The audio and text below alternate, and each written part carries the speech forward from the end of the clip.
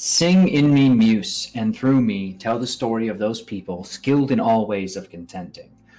The Dragonlords, harried by fate and prophecy.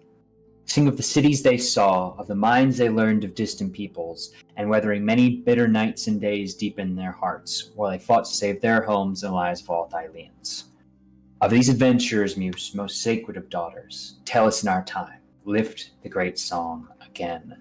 And hello, everybody. Welcome to Oathsworn, Odyssey the Dragonlords here on Neon Lights Roleplay. I don't know what's so funny. Eliana did not roll super duper great, so maybe no laughing for you. What do you mean? I can't say that. I am Turk or Turk accented. I can also crack my knuckles. Look at how cool I am. And I have the honor and pleasure of being your game master for the evening.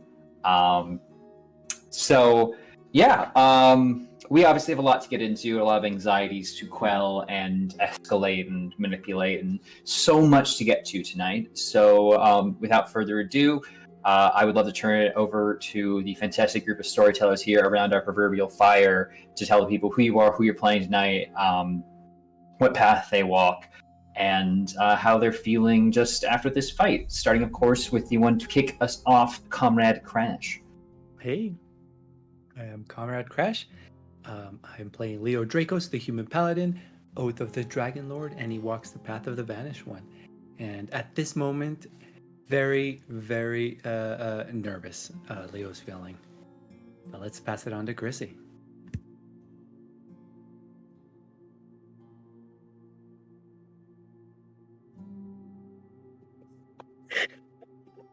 Hi guys, I'm Chrissy Crits. I play Defera Damos. I hope everybody can hear me. I hope everybody can figure this out. I hope everything's fine. I'm gonna be playing our warlock, Medusa. How's she feeling? Not great. Feeling pretty stressed out. A lot of things happening. Tony, keep doing it. I don't remember the question. I'm also really confused by this technology. So I feel like now I'm mute and then you on. No. Yeah. Okay. Yeah. Okay. We'll figure it out. She doesn't feel good, and heck, you're next. Oh, okay. Which one do I mute on? This is a great transition. Oh my gosh, I can hear both of you. Hey, everybody. It's me, Sir Heckalot. You know, I'm here. I'm on your screen, and as per usual, I am back with Calliope, who is a siren, College of Epic Poetry bard, who walks the path of the Dragon Slayer. In terms of, you know, how she's feeling about this session, I mean, heck, the player has been unwell for like 2 weeks, this entire 2 weeks. But what I think happened is, because of the eye bite thing and it running away, I don't know if Calliope actually saw any of like the tragic things that happened yet, because she doesn't have dark vision. Like, I think she's about to discover what happened, which makes it worse. So, you know, she wasn't quite close enough to see it like up close and personal. So, that's, you know, yep, we're gonna explore that. It's gonna be fine. On over to HP. Hello, I am the last hit point hero, and tonight I will be playing Thrynos, the Siren Sorcerer, who walks the path of the Demi-Titan. And I'm feeling pretty betrayed by Turk right now, as, you know, just throwing dice around and reading what they say, making them high when they shouldn't be, kicking an NPC while they're down, and a PC while they're down, full of spite and evil and wickedness. Over to Tony, maybe for the last time. Hi. So hi, I'm Tony. I'm playing Eliana Legide, the High Elf Prophecy Cleric who walks Path of the Gifted One, and I am currently not feeling. So that's just due to unforeseen medical reasons, unable to feel. So we're just gonna pass it on over to Corndog. Why you? You're already muted. Oh. Oh, this is gonna be so good. I love this so much. I was talking with Chrissy. You guys could not hear because we were both muted, fortunately. But I was yelling at Chrissy at one point, going, "This is the two worst people to put in a house together." Because number one, we're both boomers, and number two, we both do drugs. So that's makes this categorically worse. So we're all gonna do our best here. I play Borghild Hallharn, the Amazonian ranger walking the path of the lost one, and I'm pissed. Okay, muting now. Maybe You two need Osara X to be stream producing for you in the room. we've already discussed that if we're both talking at the same time, what's going to happen is you're just going to get this frame instead. And we're just both going to yell at my computer. Sounds good. I love the planning. And then all we right. got pizza rolls in between us. The most important part.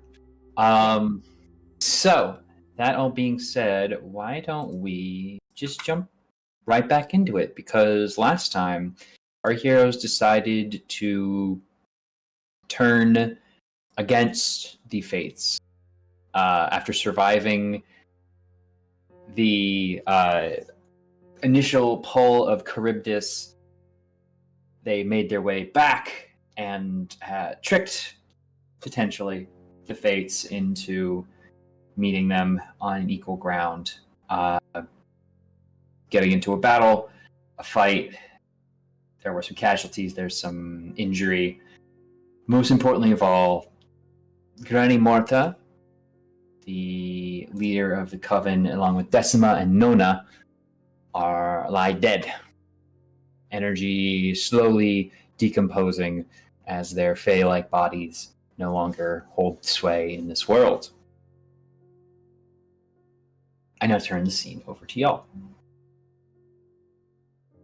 As the fetid smell of the cave continues to permeate beyond the fading ozone of the raging storm summoned within. She crushed Bullbug. What? And I run over Bullbug's statue. Because Eliana's on the wrong side of a pillar for me. Yeah, I didn't also see Eliana because of angles. Yeah. When we last No, immediately rushing into this area, casting dancing That's lights not it. just Oh, it was so it. I can see, so those of us without dark vision can even see. I'm going to make you emit some lights.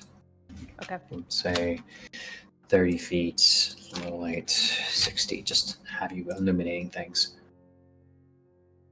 Somebody get Eliana over here. What do we do with Bullbug? Oh my god, Eliana's dead! What? Don't even. I just ran up, so, she's, like, I'm on my way to Bulbug, and I see Eliana dead, right? I'm gonna start chewing on a good berry and spit it into her mouth. Yep. So, out of nowhere, an immediate DNR bracelet appears on my fucking face.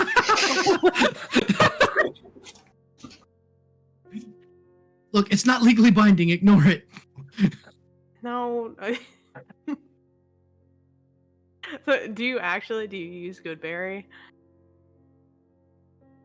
I need you to know, as a ranger, I only have one heal, and it is Goodberry. Okay. So, that's all I've got. If anyone has more active healing magic, I would help.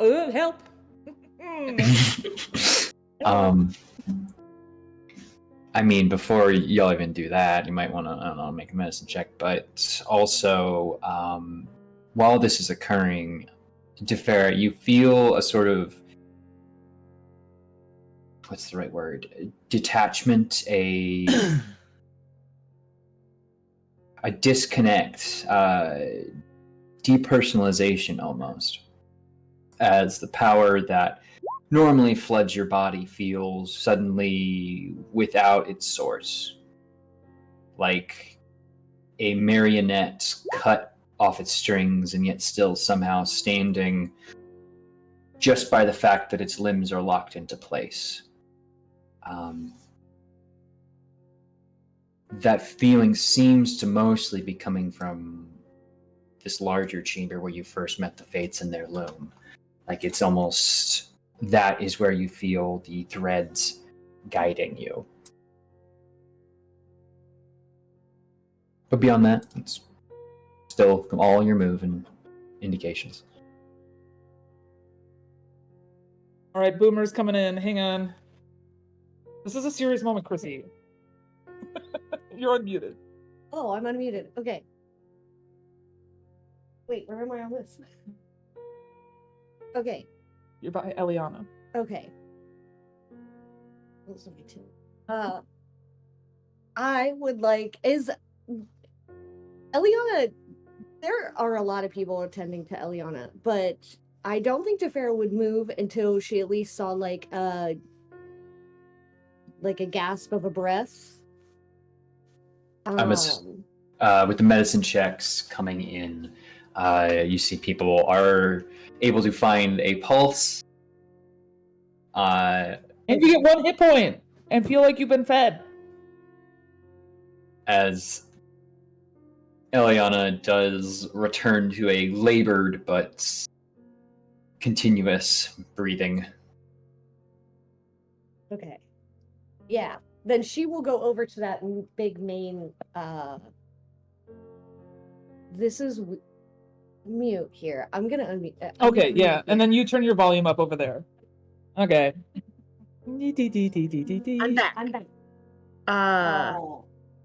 She's gonna walk into this big room. I am using a laptop I don't understand how to use. And she's going to walk up to around, not on that side, this side of the, what was it, like the kind of like sacrificial. That I know it's on the map. It's a sacrificial altar, but that's just the way the map is made.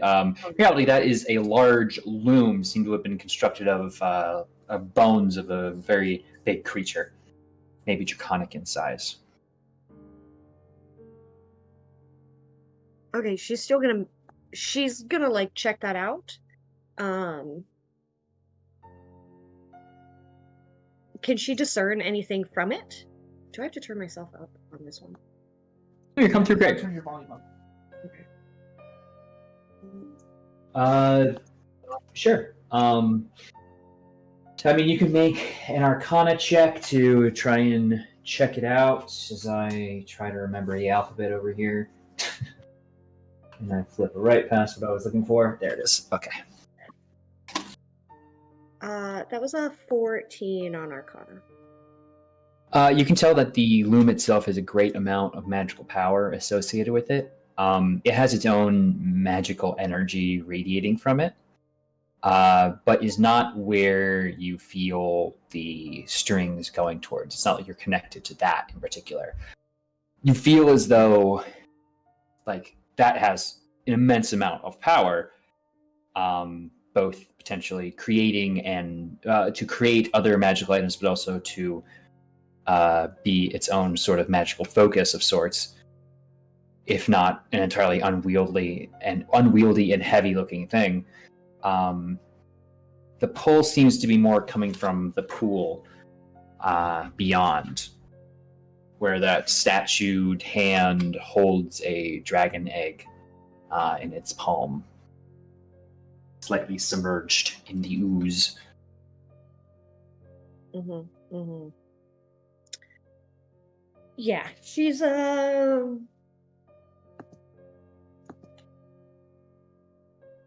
she's gonna walk into it. Okay. Everyone else, let's take a second as that starts. I'll mute myself again.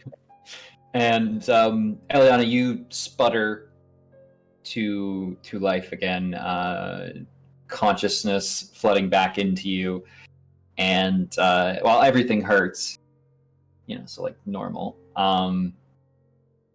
you are surrounded by your friends, looking very concerned over you. Right. Your head's in my lap, and there's drool on my lips. That's Just like kinda normal. gross. The juice from the Why? good berries. I'm gonna cough and just like start spitting out pieces of fruit. Keep it in there. Keep it in there. It's like, You need it. what the hell is in my mouth? It's a good berry. Well, I mean, it was berry form. Now it's more like a good sauce. Good berry sauce? Like an applesauce, but good berry? I spit it in your mouth. Sorry about that.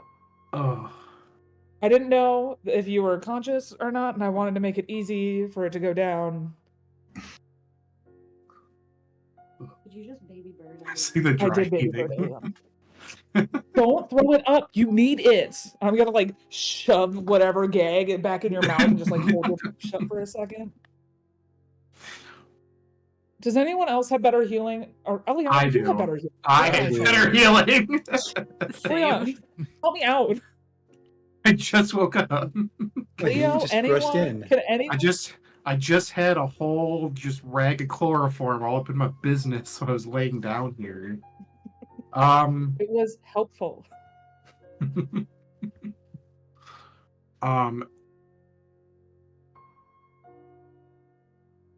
I'll kind of just wipe at my face. Let me give myself a cure wounds.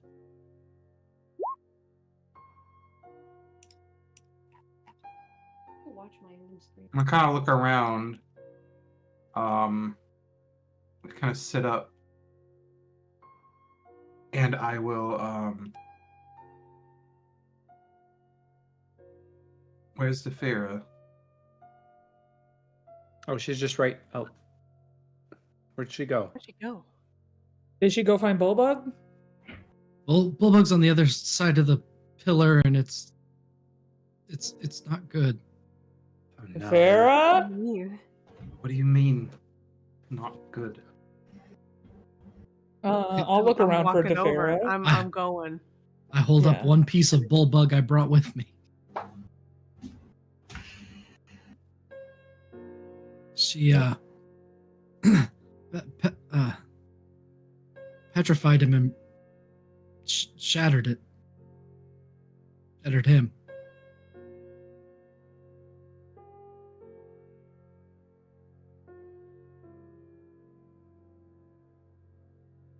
First they're dead. I'll just kind of get to work to like sleep.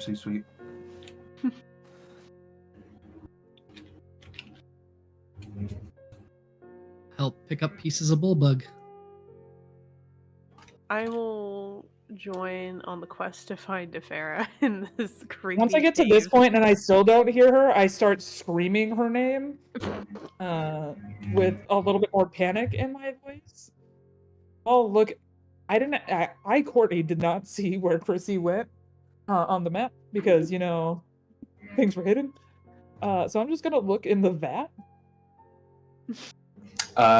So I think as you both enter the main room, you see Tefera taking steps into this strange, briny, yellow, sick-looking liquid. And Tefera, even as you do, you almost feel like you can hear a sizzle but feel nothing. As you continue on and feeling this pull, but you're not hearing anything that anyone else is saying. The other two of you, completely free to panic as you like. Yeah. No, yeah, I think I head to the bile stuff and like touch it. Yeah, going and trying to touch it with your hand, it's immediately acidic. I don't know why they're putting on electric saw above me, but Okay. I was like, did I leave my phone on? no, you're good. I feel like they always do just like the weirdest construction, specifically on Monday nights by your place. Yeah, at almost 9 p.m. What the hell? I love it. Anyway, it looked like it Yeah, sounds so like yeah, I retract and then just they are very deep in there. Leo, yells for Defera. And I'm assuming they don't hear. Yeah. So as the rest of you fuss over the art formerly known as Bullbug, and the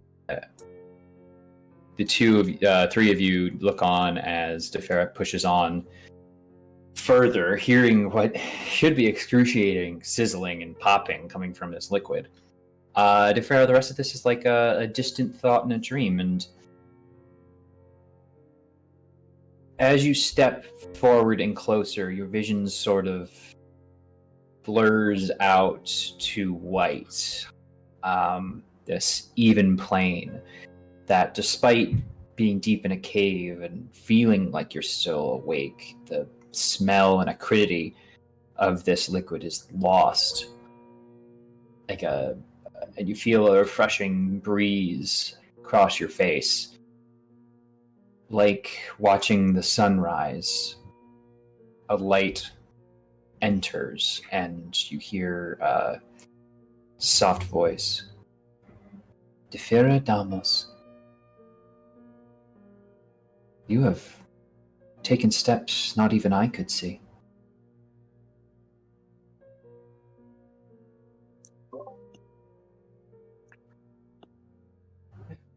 Sorry. What's happening? Sorry.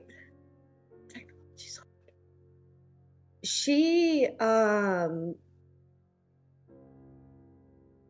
would probably, like, close her eyes and open them again. Does she see or understand, like, who or what this voice is? Or is she just hearing it, not seeing anything? You hear it and don't see a source yet, other than a continuously rising radiant light, somehow perpetually over the horizon, no matter how far you walk, as you feel the need to just keep moving towards it. No longer submerged in liquid, but kind of just on a plane of light. Okay. She will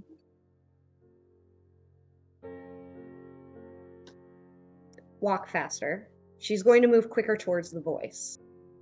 But she also is going to out loud say, who is this? Kind of like, she just wants to know who she's talking to. You know me, child. You know my work. You know my family. I may not have been as present as the rest of them, but I've been helping in the ways that I can.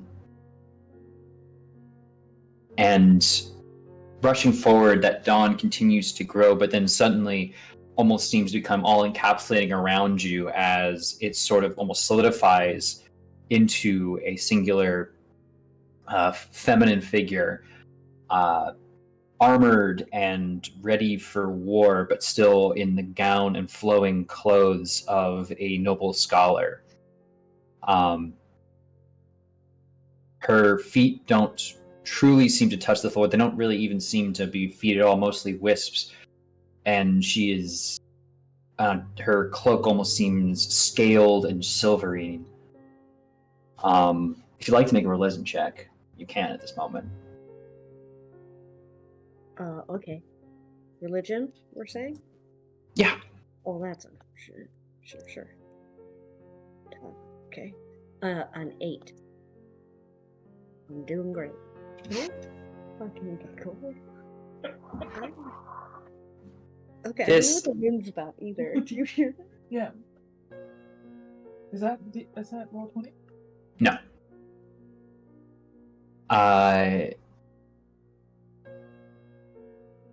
Sensing your continued confusion, I believe the name you would know me best by is Mitros. Though my followers may call me the Golden Dawn. Silver Dawn. Ugh, brain.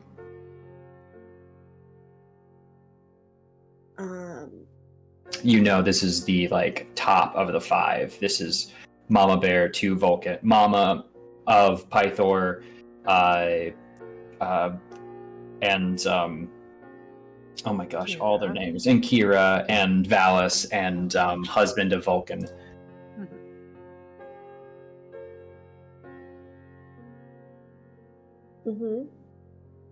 She's going to just kind of like close her eyes, take that in for a minute. Well, I thought this was going to go very different.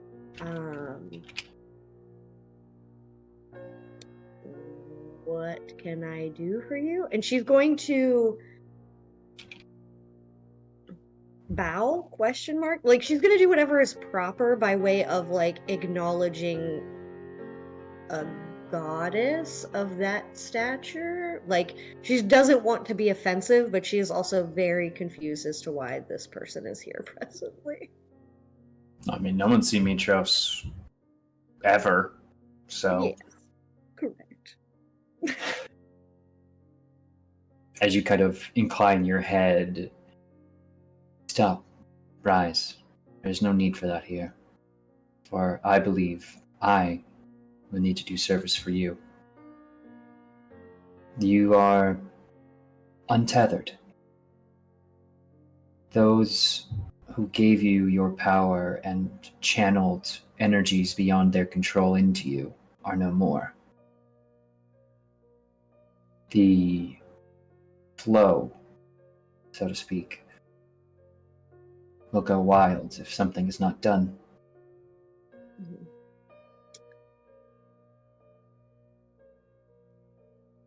I am here to assist you in expending that energy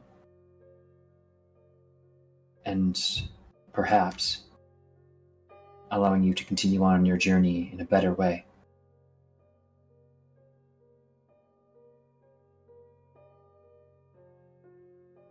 Okay. She's going to absolutely start to cry. I think at this point, Defera is feeling like, after hearing her say, like, allowing you to, like, continue on your journey,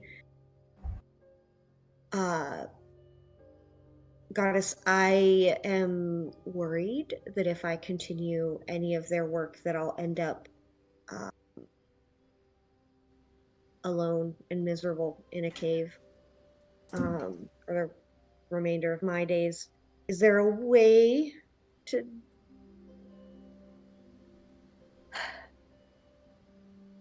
I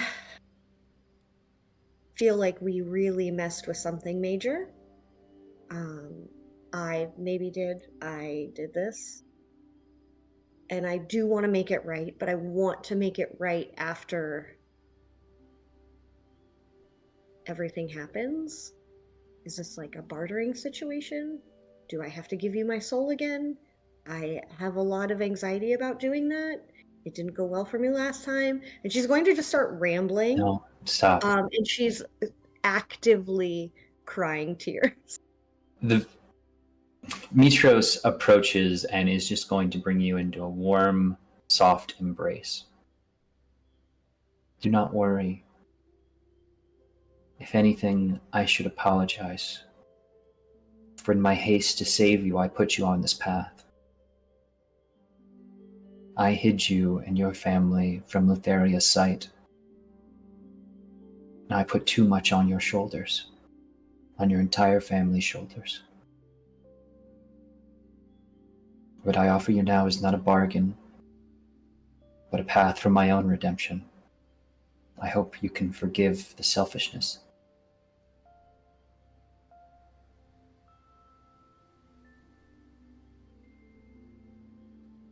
I don't have words for that currently.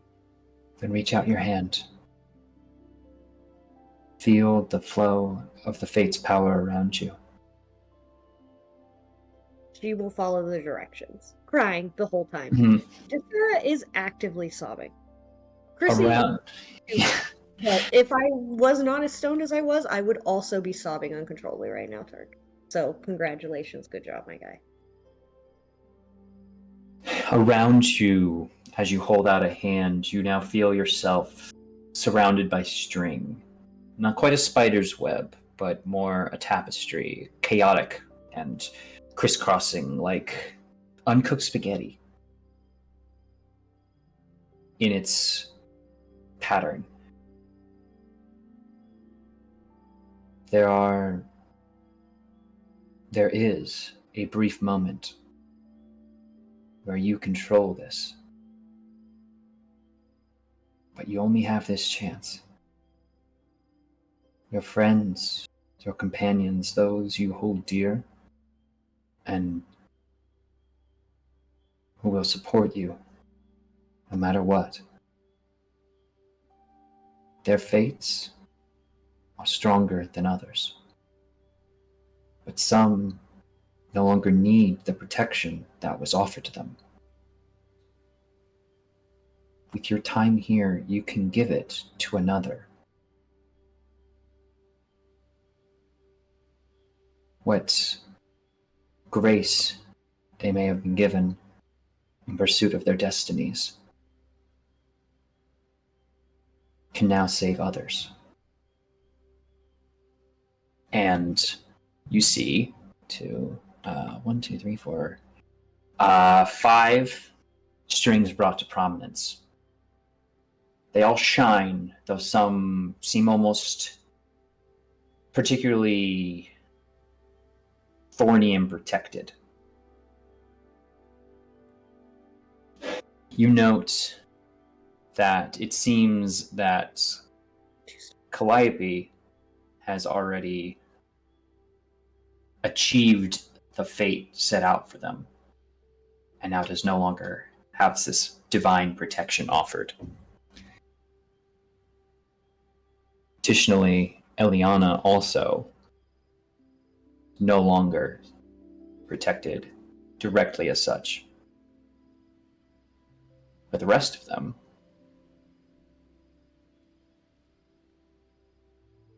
seems there's still a few things for them to resolve.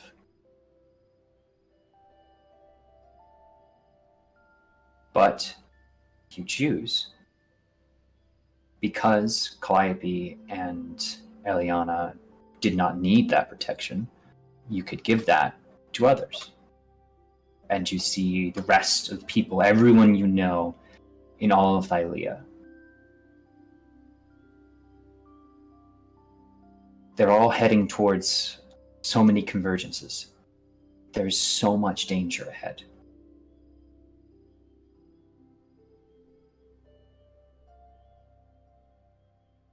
Step back and put into the rules a little bit. There is a certain level of protection that all of you have had since the start of this game. If at any point before you complete your destiny you were to die, there were certain built-in ways that fate could make sure you had one last shot. Now, Farah has a chance to move those around. Anyone.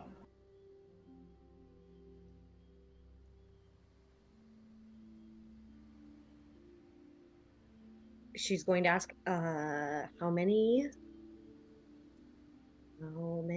do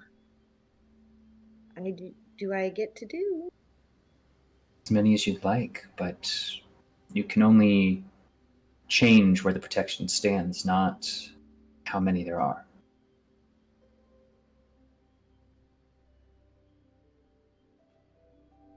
This power is something that the Fates could barely even control themselves. Only perceive and influence. But with them gone and the power already funneled into you, now melding, brief moment that I am holding here for you. You can change.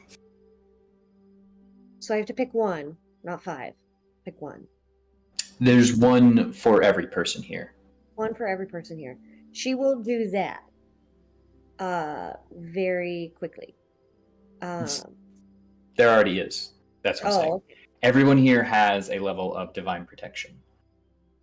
But you're Some of asking them- me to transfer the one that I had before to somebody else. No.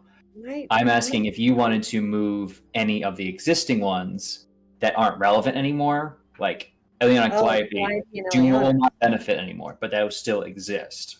So you could take them off of those two and put them somewhere else. For like extra bonus help.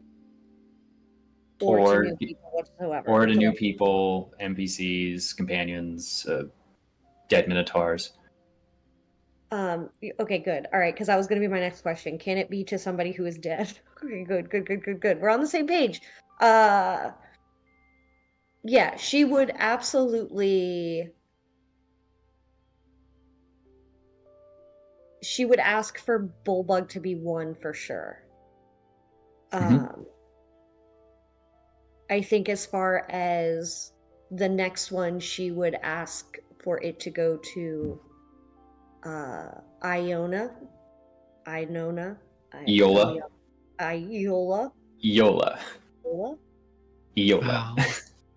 Vowels. It's like YOLO, but Yola. And one to her. Okay. Within this moment, you watch as the divine energy seems to pull off like strands of DNA being broken down, anticipating, and then forming around the others. And you watch that as one of them immediately begins to shine, and a path is now rewoven ahead of the part where it seemed Bullbug's ended. And it continues on into the uncertain future and collisions. As those of you outside watch, looking over the remains of Bullbug, see as all the rock bits dust and flash away. Back in the vision.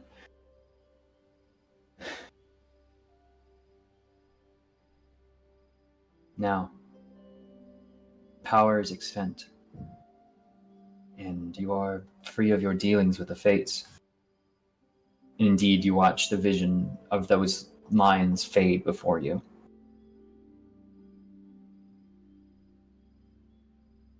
What now, Defara? So what happens to fate now? It is as it will be.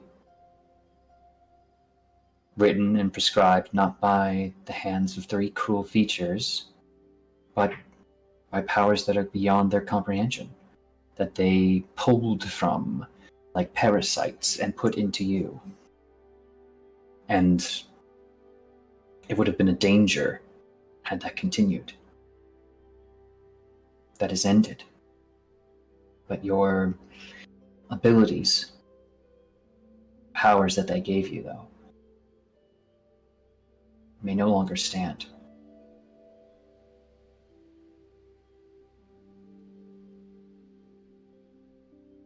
Mm-hmm.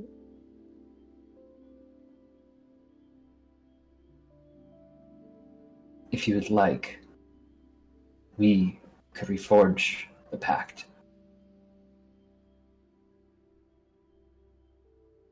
Mm-hmm. I would... She's going to reach up and touch her snakes. Are they still there? As it stands, yeah, they don't seem to be moving. Mm-hmm. Okay. Are you... Do you want to be free of that curse? Some don't see it that way, but that was the origin of it.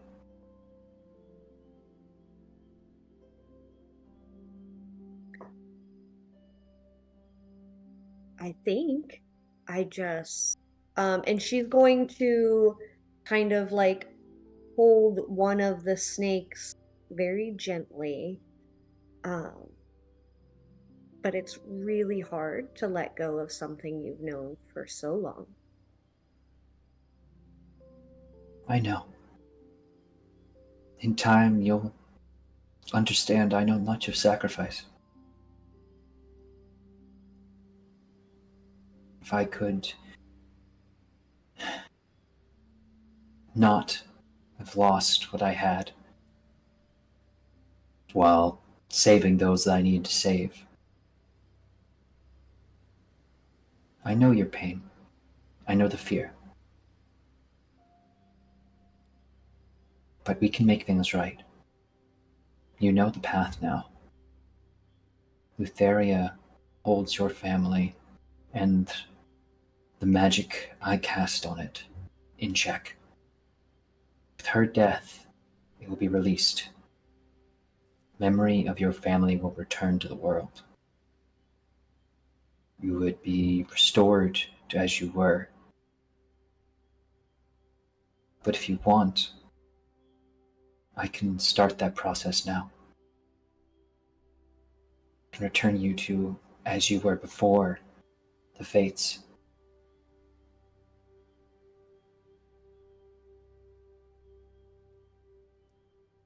She will just silently nod.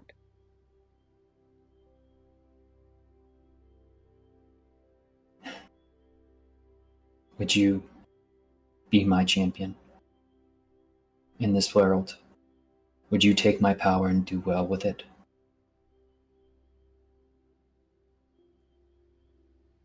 I will. Then swear it. As I swear to you now to provide you with all you shall need, and have you stand strong, reforged anew. I swear it.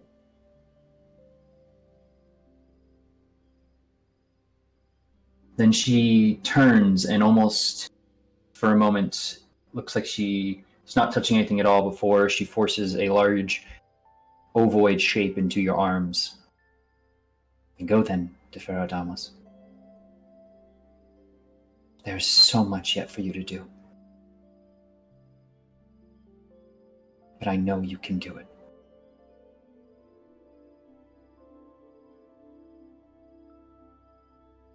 And the rest of you see, within the pool, Defera has taken up the egg and has stood there for a bit before beginning to walk back.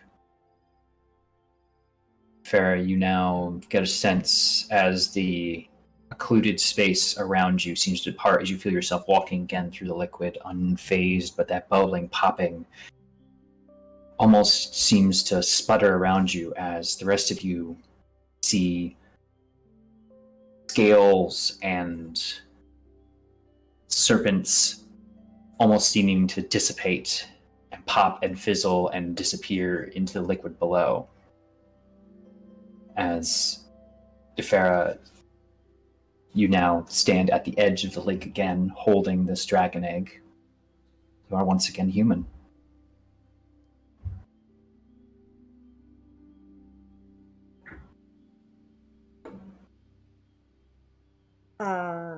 She is just standing in front of you guys, probably crying a lot.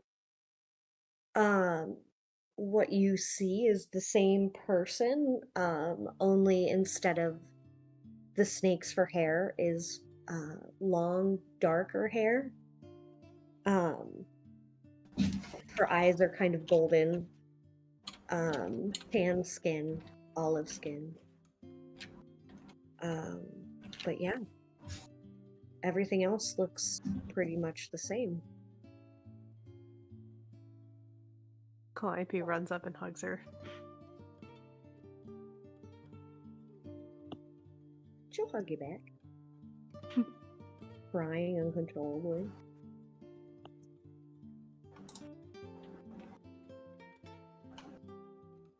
I don't know what just happened, but take your time. I don't even know what just happened. I think I met Kira's mom. Well, I think I met a lot of people's mom. But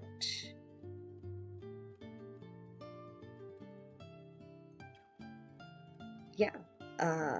And she will recount to Calliope. I mean, if anybody else is standing there, it's not like she's gonna keep it secret. She definitely wouldn't like hide it. That's not a thing she would do. I think the thing she would leave out, though, is giving one of the protective anythings to our girl.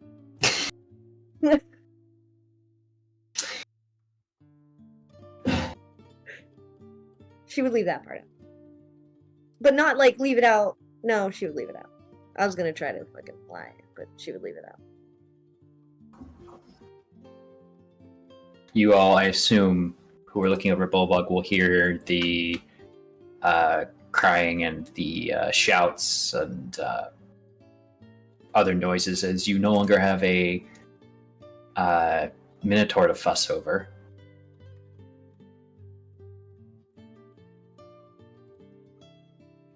Until a sudden and what almost seems to be a magical presence just boop. Bulbug's back. Oh, jeez Louise. I'm gonna cry. Do I need to? Anna, you're getting much better at that.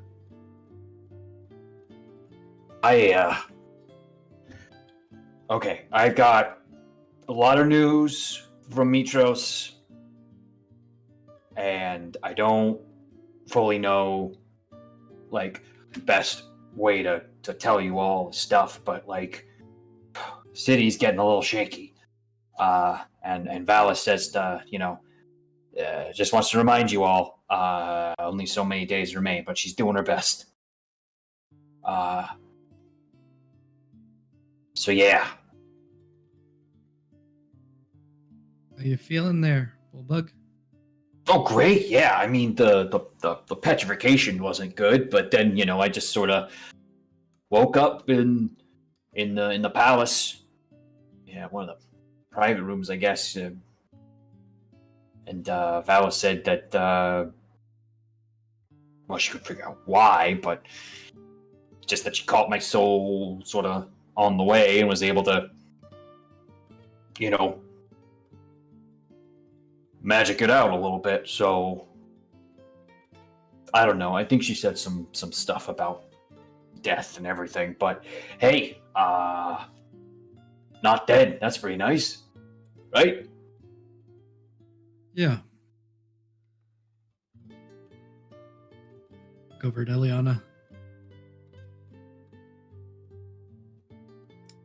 I'm just a bit perplexed because you were just a partially smashed statue and then just like a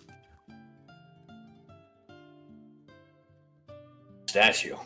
Oh, no, I'm a Minotaur.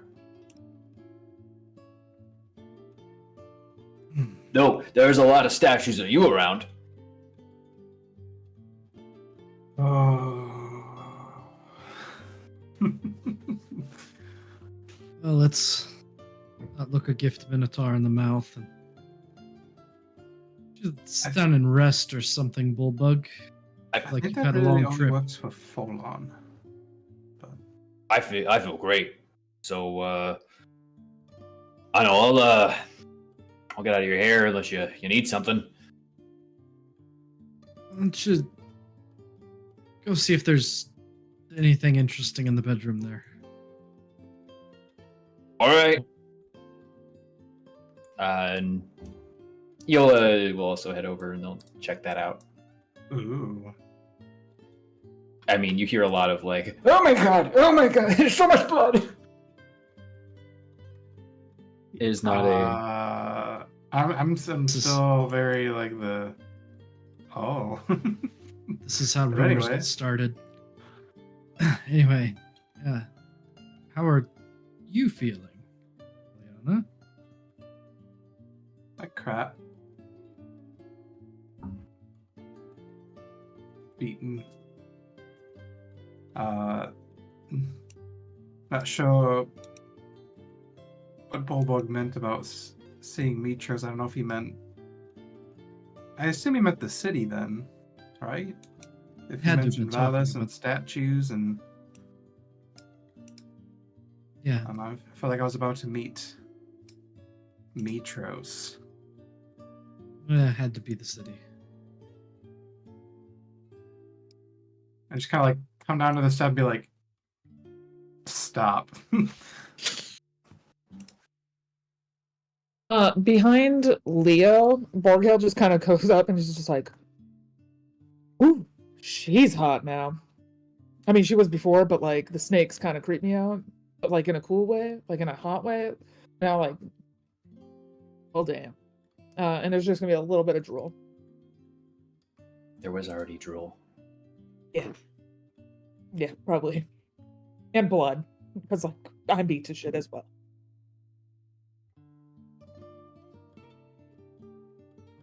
Yeah, and I think just Leo's just looking off to the side. It's like, I'm glad she's okay. We better see what we can find and then head out of this place. And like heads back towards Bullpug and the rest. As you try to, Borghild is gonna like stiff arm you a little bit and keeping you facing towards Defera. Just hey Calliope, we should check out what's in this room. Okay, bye guys. Yeah, it will We should go not figure be out what, like, on her. what's that egg? She'll- Let's go figure out what that egg is. Come on, Calliope. The one that the Ferris holding? Hey, Defera, can I see that real quick? Okay, I'm gonna take that. Calliope, what do we think this is? And then we're gonna walk away. Sorry, I thought it was just like sitting out for some reason. I thought like because they hugged. I mean, so it didn't think the was, egg but then it in there wasn't. anymore. So that's not... Okay, never mind. You can keep the egg. Let's go look around, Calliope. Run away. Yeah, on our way out, I'll just kind of under my breath and say, "Smooth." Look, that's not what people expect from me, so I don't know what I could have done better in that situation. Okay.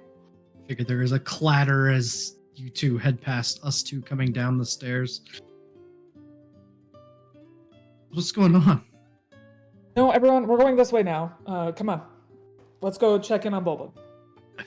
Hold on, I gotta see if my What's that with Leo? my elf eyes. We're not do gonna they- worry about it. Keep my elf moving. eyes see- Oh, not shit. Exactly. I'll do like the subtle, like eyes going over towards the two of them, then away. What are you trying to see here? Just like the I was seeing like I basically died and came Yeah. back, and I went from me like not seeing Defera, and I'm seeing this person who looks basically like Defera, but isn't Defera to me. Mhm. And it's just like, the fuck? And Yeah, I know I got- smushing the Scooby Gang faces off of the screen. Everyone's like, given this? Just go. Just give them a second. Zafira's hot. It's okay, everyone. Come on. Let's get to stepping. Looks cool God, with that dark whispered- hair. That whispered like, that's Defera? I'm gonna guess so. It sounded similar to her voice. Voice didn't change, so Yeah, that's pretty I'll- cool. I'll fill you on the details over here. Yeah, let's go over by whatever creepy bullshit is up here. Look at this Bulba- weird face in the ground. Come on, everyone. Bullbug's back together. What? What? He Bulba! just sort of disappeared and just popped back into reality, said he was in Mitros. And saw statues and talked to Valis. Are there a lot of statues in Mitros? Yes. That is what he Not said. not in the Medusa turned them that way, or like But, like, people the that way art kind way? of thing. More To be the fair, an to be obsessive fair, sculptor kind of way. we did not ask him to specify. Eliana has a fan that sculpts her regularly. Oh, we don't Oh. need to know people. That makes statues of you? Every day.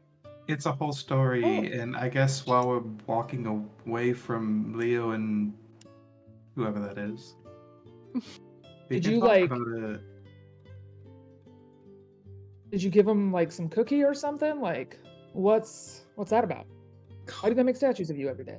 I'm not a baker, but and just Not chit. what I meant. We but we, yeah, we will sure. chit chat in the background so we can let the moment TM happen.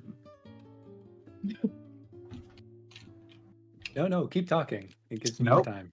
Nope. I'm gonna go with the high school, middle school thing of popcorn, comrade. Damn. But yeah, I think as everyone has left, I'm still facing the stairs, kind of just looking away.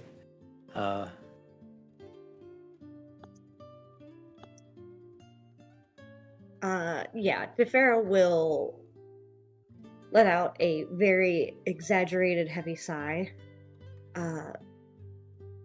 Leo, you don't have to pretend like I'm not standing here, at least. Oh no, I'm not. And he kind of turns to face you, but kind of is keeping his gaze down.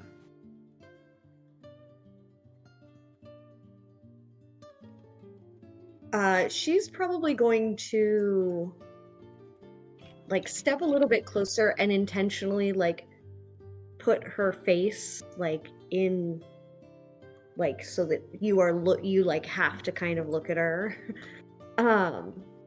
You've always had pretty eyes. But then yeah, he kind of like regrets saying that, kind of looks away. It's like, but you've always told me not to look. Well, yeah, there were consequences to doing that. I think before that I was a little concerned about. It's a little different now, I think. And she will say, unless you want to check the back, if maybe there's like a stray snake or two back there. He And she will kind like of- step around so you can like look at and see if there are any snakes in her hair. That's why. well, yeah, he kind of glances over, like scans it real quick, and then looks away. It's like, no, it seems to be different now. Like different that you don't like. Oh no.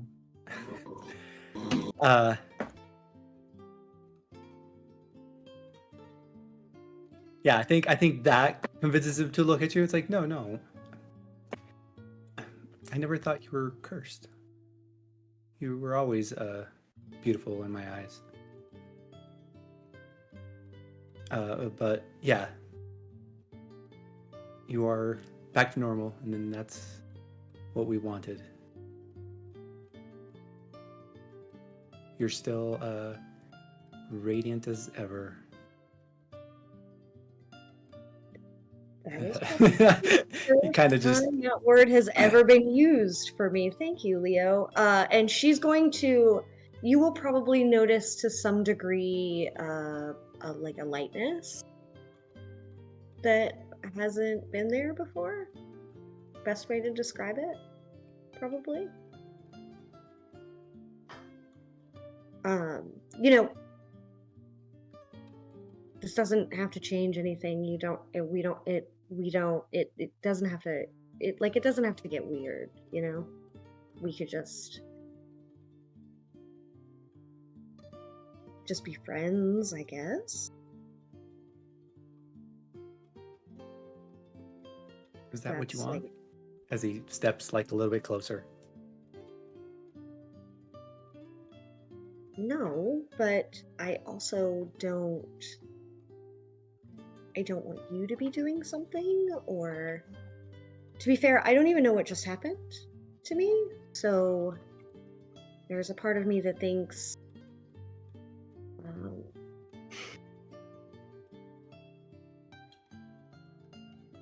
everything just feels very different. And I don't want you to feel like you have to be part of something even more chaotic than we currently are dealing with. Well, it can't get any more chaotic than what we've gone through.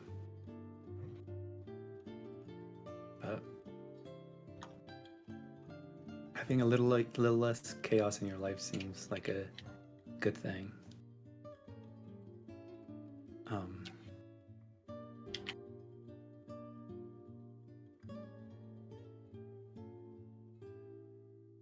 Yeah.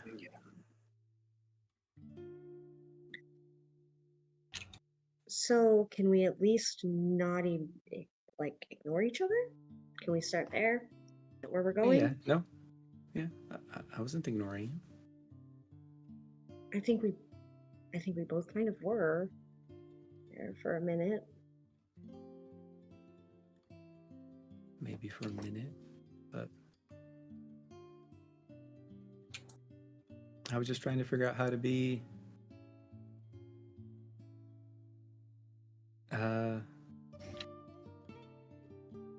more grown up, I guess. No.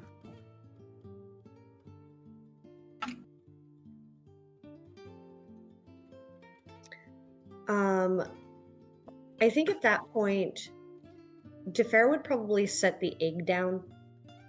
She's been holding it like awkwardly. And she's just gonna like set it down. And probably step as close into Leo's space as she can. And probably just kind of like lay her head to the side, like on his chest.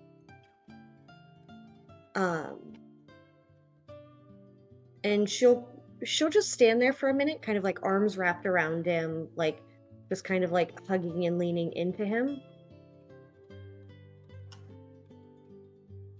I think Leo like holds you back.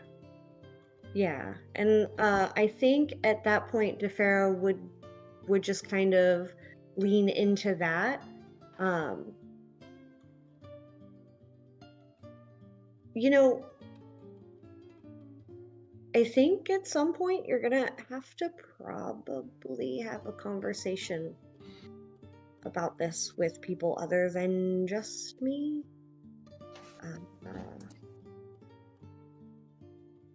Because, Yeah. I mean, the same rules still apply before, but I don't just want to be some secret in your life. No, of course not. I never knew where we stood, to be honest. And yes, I messed up the last time we talked. I realized that.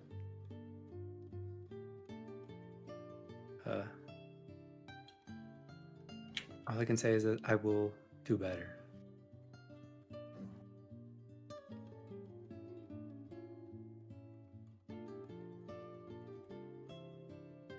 It's the most we can do, I guess.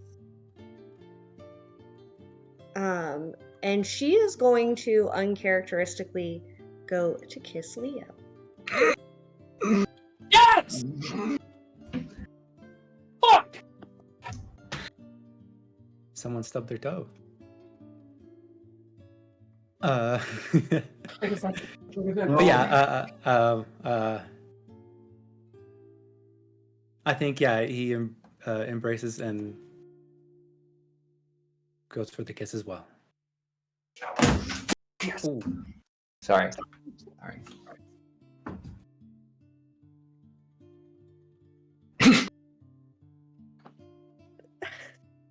Corn Dog's doing great. We're all doing great. We're all doing so great here. Do we all need to take a laugh? I feel like we need to take a laugh. Why don't we step away from the scene really quick and talk about something really boring like loot. Because there's loot. Okay. Anyway, on the possession of the various foes you fought, you are going to find the following, and I can put this in chat later if you like. A necklace made from the teeth of Yugoloths that have been dipped in gold, worth about 2,000 gold pieces to the right buyer. A silver wormling skull that's been coated in platinum. The eye sockets have sapphires. It's probably worth around 5,000 gold pieces. 2 potions of greater healing. a hag eye, heartstone, and a soul bag. Someone write that down. We need that. That stuff that we have for the 4G thingy.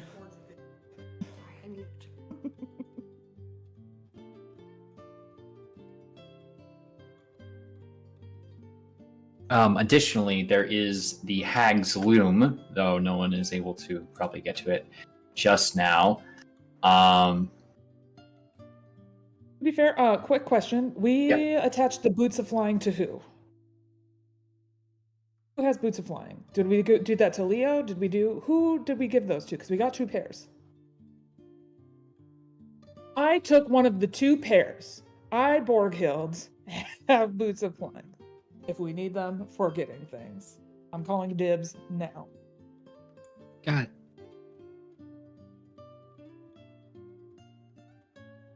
So I'm gonna look around with them. Sure. I mean, the cave is festering and terrible and coated in residue. You don't even want to think about too long. It's gross. But yeah, that loom is real heavy. You best guess it's around 1,000 pounds.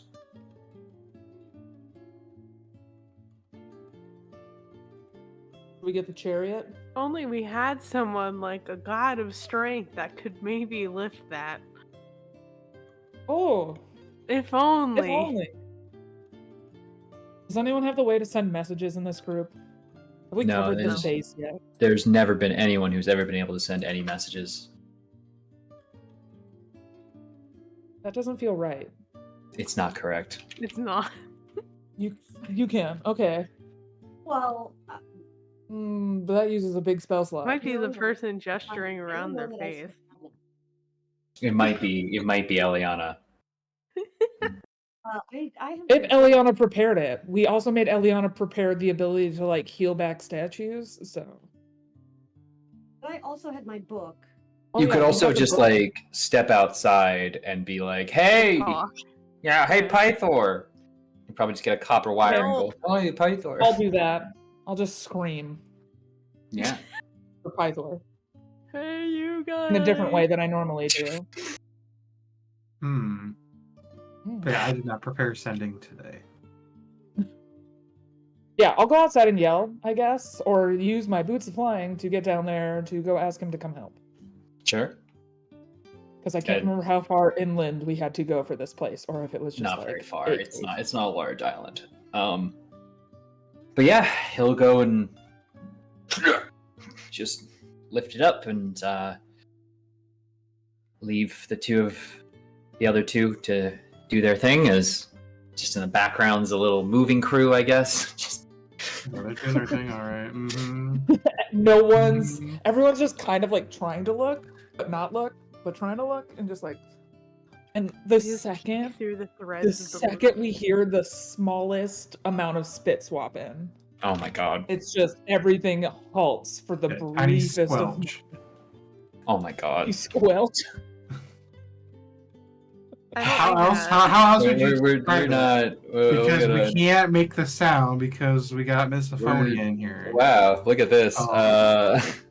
We be That- squelching. That's the end of that conversation. Weird, that conversation just ended. Like right Oh here. my god, that is Crazy. a great way to describe it. Oh, we squelching. Stop. Anyway, Like in the mud. Okay, I'm done. thank you. Thank you for being done. Well, you had the opportunity to kill me and you did not take it. I could have been dead. Almost did yourself. Anyway,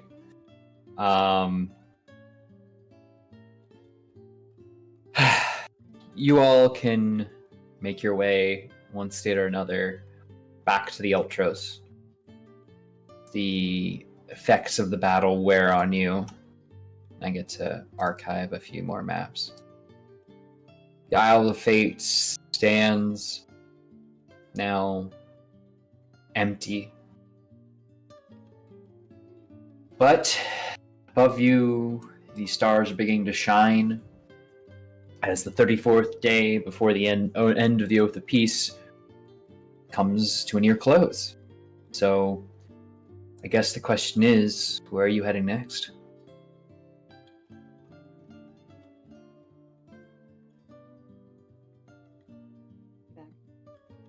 I think we gotta take vowels back home.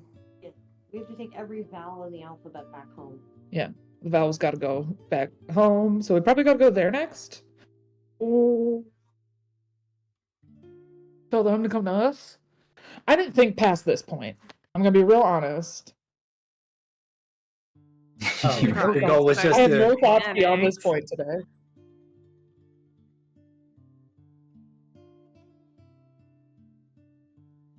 I mean, let's think about like what's on our to-do list. Like what do we have left to do, and then maybe we go from there in terms of what locations we still have to hit. Would Well- like to find some fellow Vikings at some point, if there's any left. But my There's food can all obviously be 4 places to go. But I don't know what's closest. That's also a good question. So no, since we were running on, time crunch. You only have 34 days, yes. So you are currently at the Island of the Fates. Let's see. You've been... I guess next closest one would be... Give me a moment here. The Bard. I think we were planning on hitting them in proximity order to get as much done as we could. Mm-hmm. Yeah, I thought close. the Bard is where the Island of the Fates was. Oh, sorry. The Warrior. I'm sorry. The Warrior. Got them mixed up on my Excel spreadsheet here. Words are hard. Yeah. Yeah. Sorry. I didn't mean to say that out loud.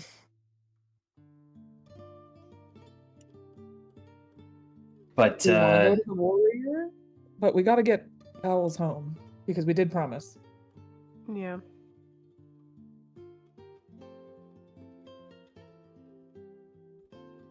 Iola? Did I say it Iola. right? I did. Yeah. I No? did. Hey, Iola, where are you? what? I'm here. Okay, found you. Question. Do you want to go back home? Do you want to keep going with us? What do you want us to tell your dad? We should probably contact your dad. Everyone agree that we should contact your dad? Yeah. Mother won't listen to reason. Not until I'm safe there. If you'd like, I can get myself home. I'll... No. Well, do you want to go home? Because we're kind of good at just ignoring requests that people have made of us sometimes. But no, If- yeah. We'll get you if- to their home eventually. It's just there's a couple Yeah, islands we it's have just to hit. sometimes we've got detours because we're Yeah. thinking about going to the border. You're all so nice. Now, at least. What? But, Not That's wrong. fair. I think there's I- that brief moment where Borghild's like, "What the fuck?" and then she thinks about it longer and is like, "Oh, yeah." my father, if there are any more delays, may revoke the spell he has cast on your ship. He might do something worse. I know the path I can take to help you all. Now, more clearly than ever. And that means I need to head home. But we will see each other again. Sure. Right? We're probably not going to die. And I look at Eliana as I say that. Well, you better not. Got a whole big dramatic re-entrance I'm working on. That sounds cool. It will be. It's gonna be so cool. And you're gonna say, "Hells yeah." Yeah.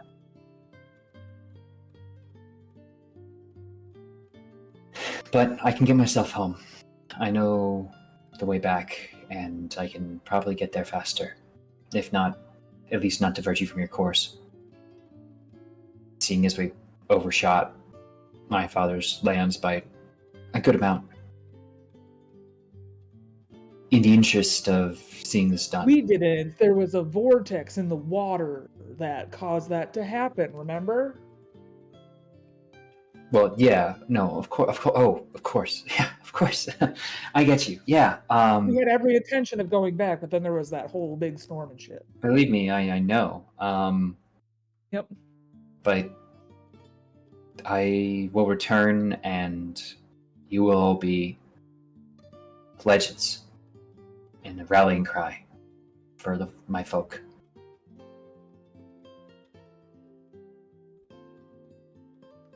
Whatever you do, can you just not mention that Bulbug got split in half? That was traumatizing. She looks at Bulbug, and he's already like eating his nightly meal. Just, I'm fine now. Right. You've been, yep. But yeah, Definitely I don't didn't know lose if my you shit know, earlier. It's fine. Like they said, but yeah, heroes are remembered. But yeah, legends never die. So now that we're going to be legends, I think we'll live on forever.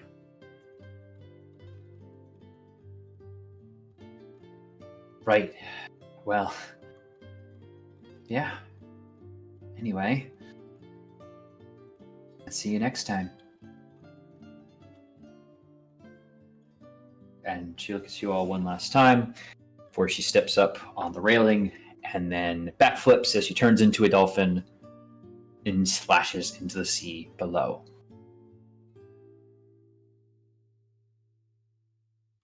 And with your destination set for the warrior, I think there might be a really good spot for us to hit our first break of the evening. As night falls, the 34th day of peace ends, and 33 days remain. Your journey to a new land begins again. And with that all said, I and my awesome storytellers here are going to take a moment to take care of ourselves, and I suggest you do the same. Manage your liquids, whether they need to go in or out, and maybe get yourself a nice treat while you're up and about, and make sure you stretch. Especially that lower back, 'cause even standing up, mine's hurting. So, we'll be back shortly. Thank you so much for the raids we've gotten from Sword and Key. Y'all are incredible as usual. I'm so glad you could join us just in time to see some smooching. 3 years. Worth every episode. That being said, we'll see you real soon. Michelle, please take us a break. Welcome back, everybody. I hope your poops were good. No, sorry. Welcome back. Hope you had a great time. I hope you've taken care of yourselves, like I know you can. We are back on the Ultros, setting sail on what should be a pretty easy day-and-a-half journey. As night descends, though, the waters are about to begin to grow choppy. I assume most of you have taken to a fairly quiet evening, or are similarly just kind of getting yourselves patched up when you notice the waters becoming more and more tempestuous as a storm seems to be growing.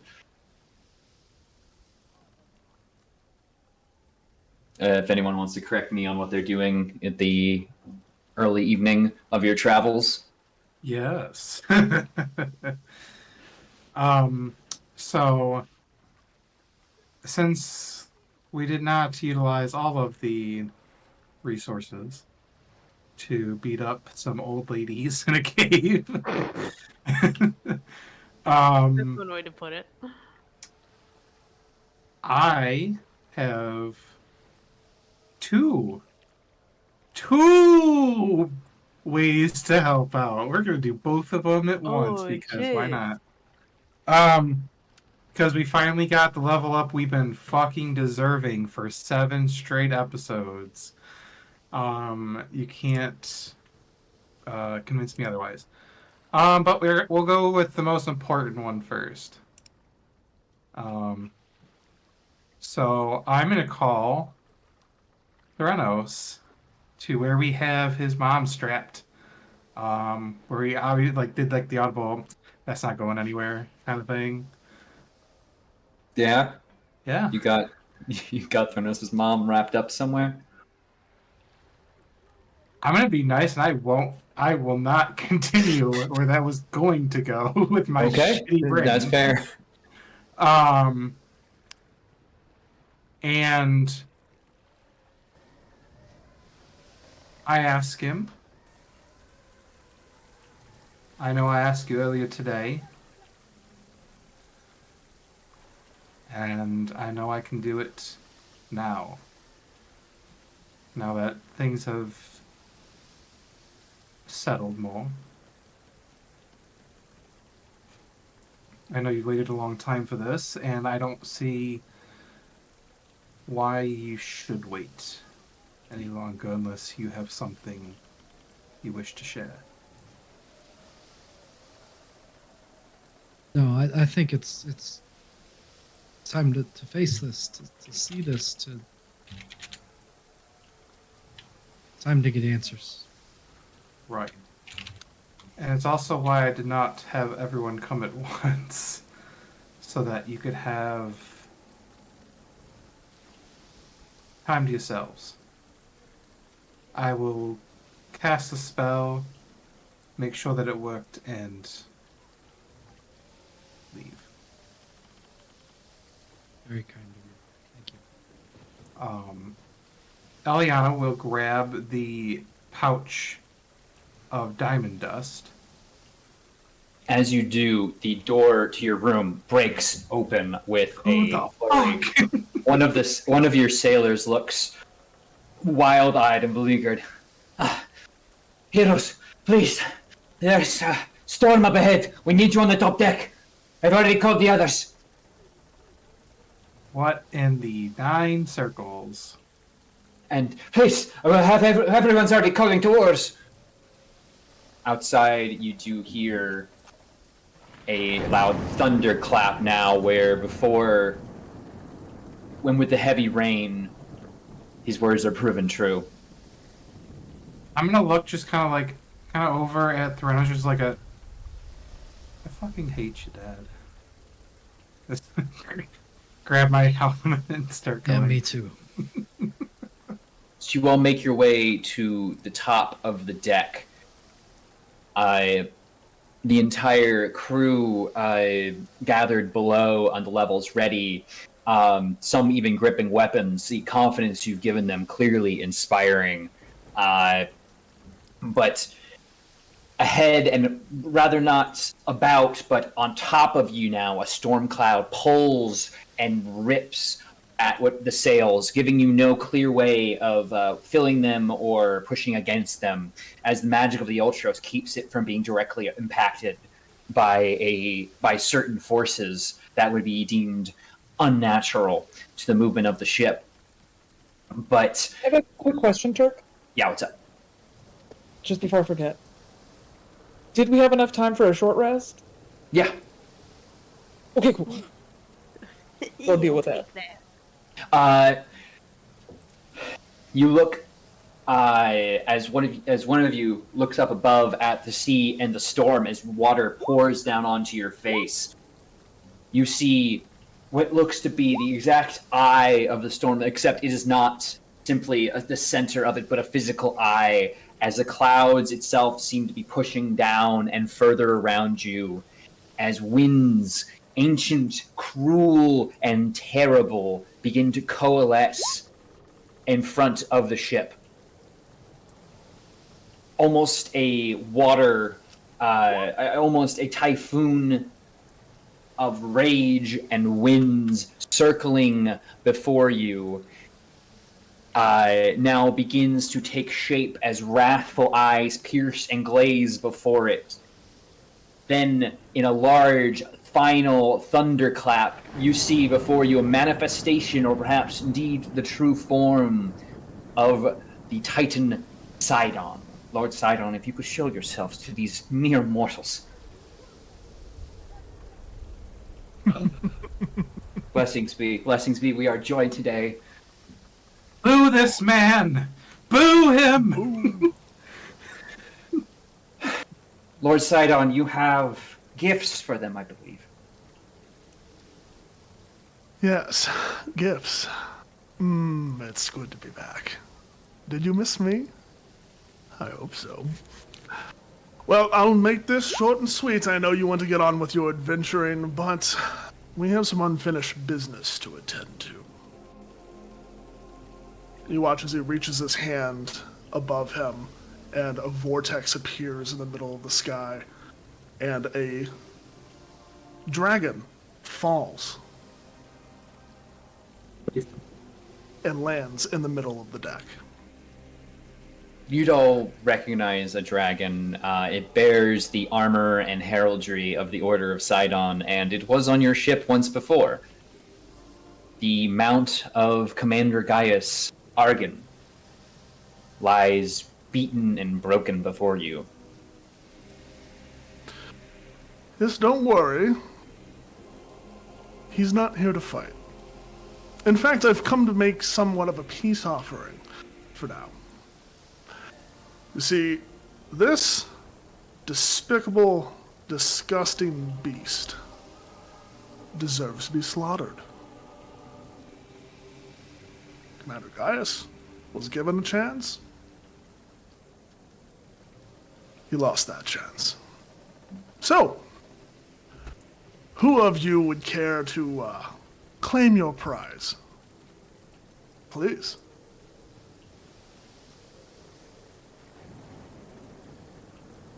Hey, guys, who is this? Oh, that's right, you're new. I thought you were Harrier before, but perhaps that was someone else. Oh, I see we have some other guests in the background there. Pythor. I bind him. Pythor offers no regard, but Kira will scream through the winds. You old farting windbag! Why don't you clear out of the way? We have places to be! Oh, it's good to see you too. Oh, so we don't like him. Okay, got it. I'll kind of lean over to Boria. It's Thranos' father. He's also The annoying. Titan of Storms. Also, you two look nothing alike. Do you take One one of- after your mom? Oh, funny you speak of. He just kind of gives a little wave to the statue in back. She's below deck. You leave her alone, Die. You leave her alone. He's a nice lady. She's a nice lady. You leave her alone. Now, I'm not here to ruffle feathers. We have enough time before then. I just And- want to offer you all this chance. Why should we be doing your wishes to this creature? Well, isn't it a son's duty? No? Fine. Why? Because it's going to die. One way or another. You can either take the kill for yourselves, and in doing so, let's say you gain a boon, but I gain a shred of your soul. Metaphorically, that is. Or you can leave it to me, and who knows what will happen. Can I vibe check this son of a bitch? What I are don't you even trying know to if, like, ascertain? a vibe check. Yeah, it's more of just like a, is this actually like- gonna happen? Oh, I assure when he you. said, like, you'll give me a bit of your soul, like, metaphorically, I want to know if that's actually metaphorically, because we just got Defera back no longer Medusa. And now I'm just sitting here like, no, we should not be in the business of making pacts with Threnos' dad, because from what I know, which is very little, he a bad dude. Oh, the Question. baby, happy. Can you I touch that help? butt? Can I? Can you touch that? Can I help her with this? Absolutely. You With the notion that we did kill like a specific boar, and by doing so and sacrificing it, we empowered Pythor. This could be a similar situation, but we don't have the option of who it sacrifices to. Yeah. Possibly. I'd say with your passive insight, you get, and with your knowledge of the religion of this world, that's probably what's being offered. You can kill a great foe, but it will make Sidon stronger. No. See, and then, like, yeah, like, where my brain is going, then, like, I don't know how I would be able to ascertain this, but, like, okay, if we don't do it, who knows? I kind of do want to know what would happen if we forego this. You know what I mean? Him Hey, killing himself would probably not be as... It's like, I don't know how to ascertain that, but, like... That's I where have my a brain question, is. Sidon. Do you like have the terms and conditions of all of this? Like, do you have the paperwork of how this is going to play out? There's no paperwork. There's no paperwork. But you're That's free to make a red decision. Flag. Huge red flag. Oh, you all know this land works on oaths and prophecies, not paperwork, whatever that is. Are you talking about papyrus? Weird. Anyway, your word is your oath. Your commitments are your devotions. Even the gods are bound by oaths and prophecy. Yeah. 3 years? Yeah. So you would promise a boon in exchange for a sacrifice. I would promise you a boon in exchange for a sacrifice, son. What's the boon? Yeah, what's the boon? I'm not going to spoil the fun. Well, if we don't know the terms and conditions, it sounds kind of stupid to, like... You do know the terms, You know. though. Well, like, I mean, it's a boon. A boon could be like, hey, the next time you would have gotten a wedgie, you don't. Like, is it like a low-level boon? Is it like a boon that's going to make it easier to punch him in the dick later? Like, what is this boon?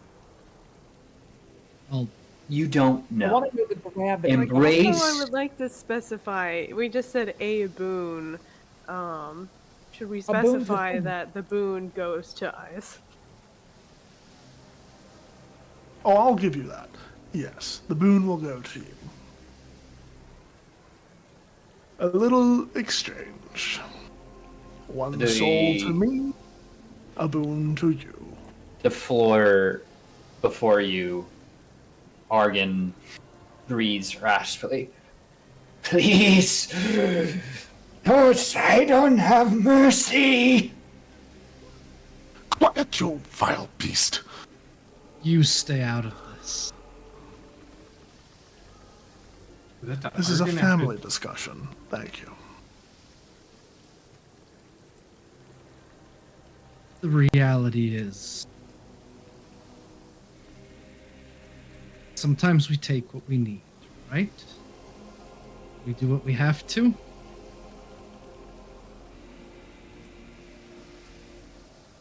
Does that sound like a deal?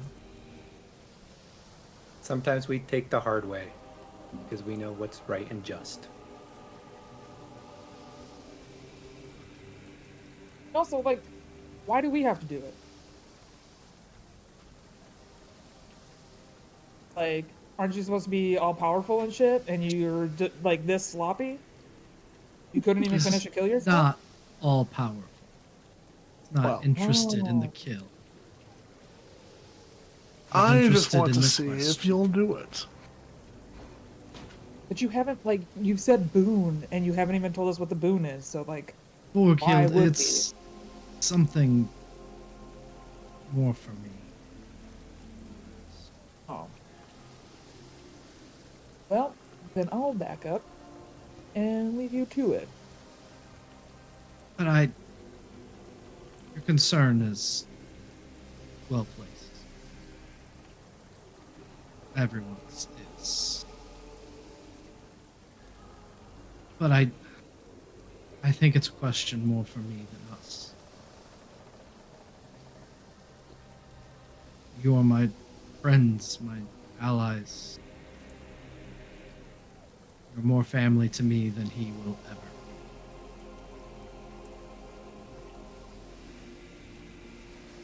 be. Is it worth it? No.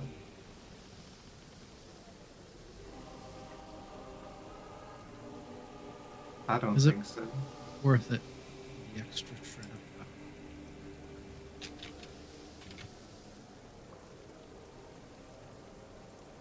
power. I'm sorry, are you asking me? No.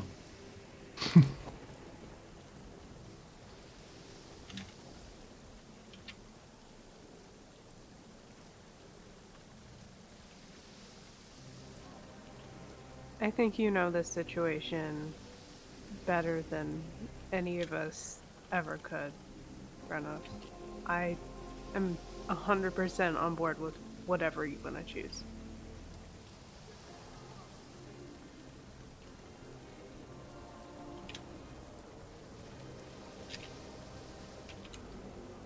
And the consequences of this, Sidon,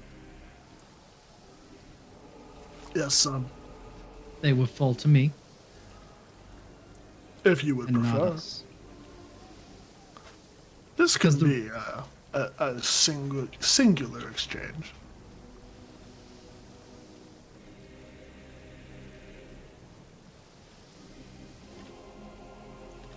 Defera is going to step up behind Frenos.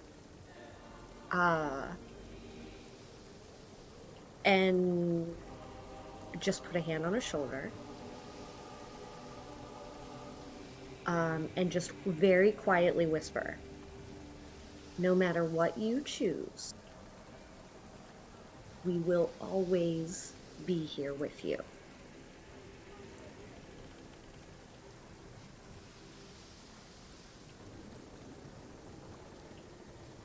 It scares me because it's something I think I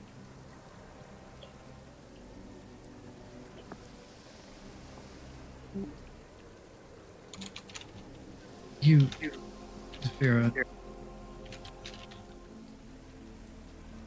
if I might be so bold as to say, you made some promises for power. Some unsavory places.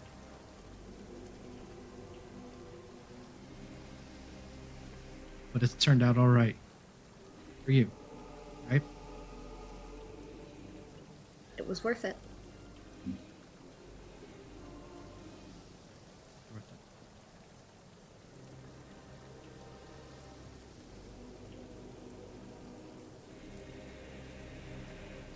I think it is. And I will turn and call down a lightning bolt on Argon. The last of my 4th level spell slots. With a mighty crash of a thunderhead as it feels the entire sea erupts and lights. Your power somehow even stronger around your father, perhaps encouraged even the presence of the existing storm. The charred remains of the silver dragon Argon, beloved and bound of Commander Gaius, is no more. Oh, I didn't expect you to actually go through with it. But, son, I am impressed. Maybe there is a place in my court for you yet. But that's for a different time. For now, what would you ask of me? Within reason. I require your blessing. Freely That- given. on a task that I have. And what's that task?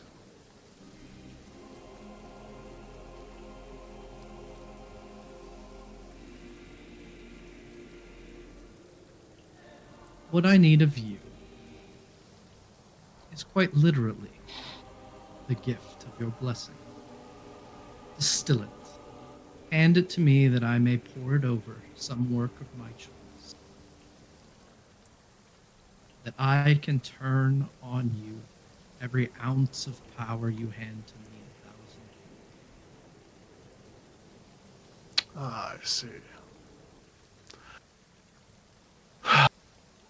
Well, a deal is a deal. Let's see. How about this? And he takes a bit of his cape and he shears it off with a finger of lightning. Takes it and puts it between his palms, and a glow begins to emit from the sheet of fabric. And as he takes his palms apart, you can see that this around palm-sized sheet is now made of pure white light, almost like the inside of lightning. It is lightning itself. This is what you ask of. Are you sure?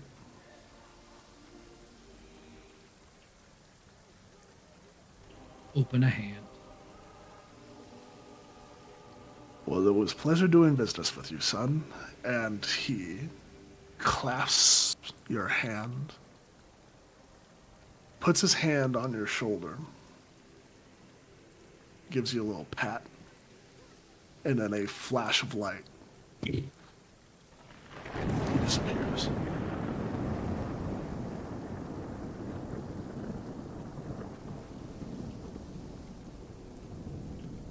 And just the same as if the storm came, it passes. The rain falling away, just as the tension in the air dissipates, as the dead dragon now begins to stink up your deck a little bit.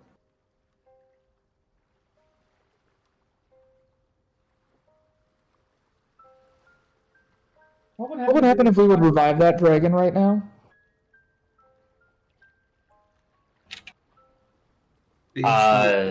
Wasn't. It's like a little fucked up.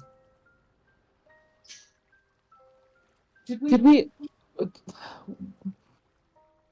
And also, we sent its soul up to Sidon. Sidon. Am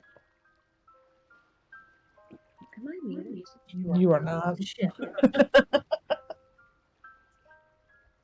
Boomers at the computer. We're both boomers at our computers. So, like, what's gonna happen with Commander Gaius now? If that dragon was bonded to them, like, do they also die? Would be If shocked he's- if he's still alive wherever he is. If he's still alive, you hear behind you from Pythor. He'll have a few days of torturous life. But the Titans are cruel. And he looks on at Argon, even a foe receiving his pity. He and his sister may yet find a way to make Gaius suffer for his failure.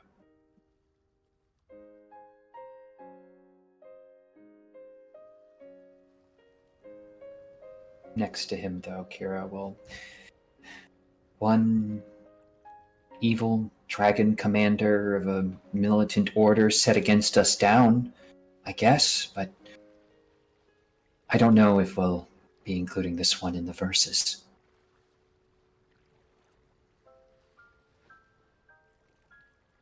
No, I think it should be. You sure? People will need to know. They will need to know how wicked the Titans were, so that they'll never forget.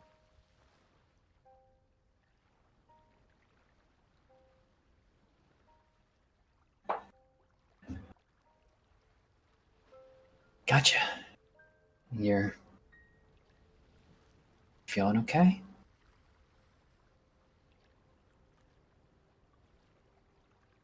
No, but I'll be okay.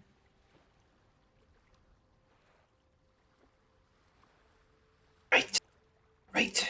Okay, good. Future growth. And she like punches Pythor in the arm and just, why don't we leave them alone a little bit?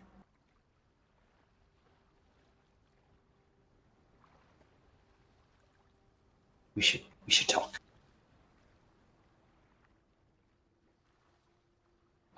And she actually turns back. Defera, could I ask you some things later, baby? Okay. She'll shoot you a reassuring smile, the same one you've seen on her face since she greeted you at the Sour Vintage. All right, good. See y'all later. They'll make space for you on the deck as they are going to the opposite end of the boat with Captain Manastokos and seem to be chatting quietly.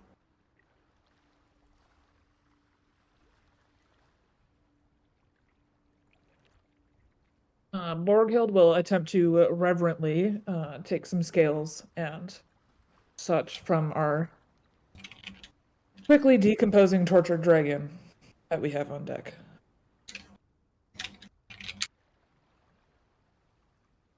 As an aside, I like that we take the time to reverently harvest the dragons after they die.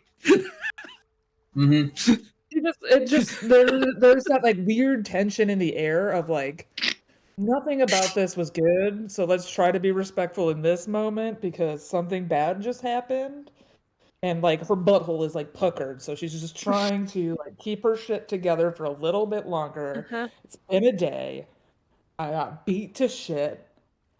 Leo and Defera kissed. Pythor's dad showed up. Wild. As well as Thranos' dad. And Kira's dad. Basically, the dad just showed up of the campaign. Not Kira's dad. Not Kirsten. Oh, the mom? The mom. Mom. Oh, yeah. Yep. Her dad's a dwarf Santa Claus. So it's a wild spot to be here right now.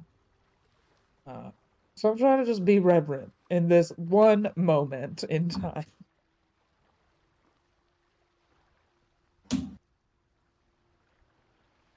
Thranos and Comier will make our way up to the front of the deck and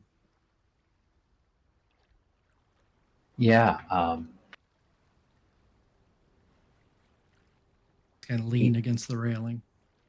We got what we needed. We did.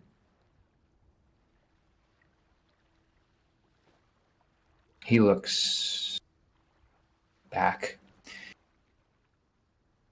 noting the similar color scales to their own.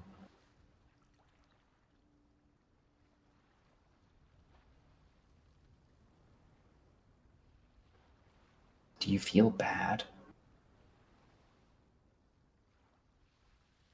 Dragon was going to be killed anyway. Maybe. I don't know. Maybe it would have lived. I know. I've heard they weren't very nice before, but...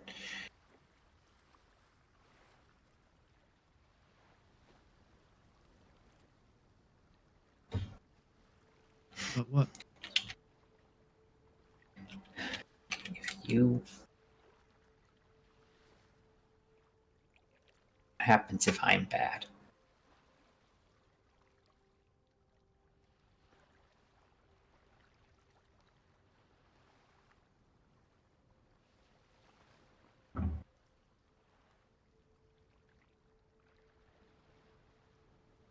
Listen. There is goodness and wickedness both in this world. We can't pretend otherwise. We don't have that luxury. We don't have the time for it.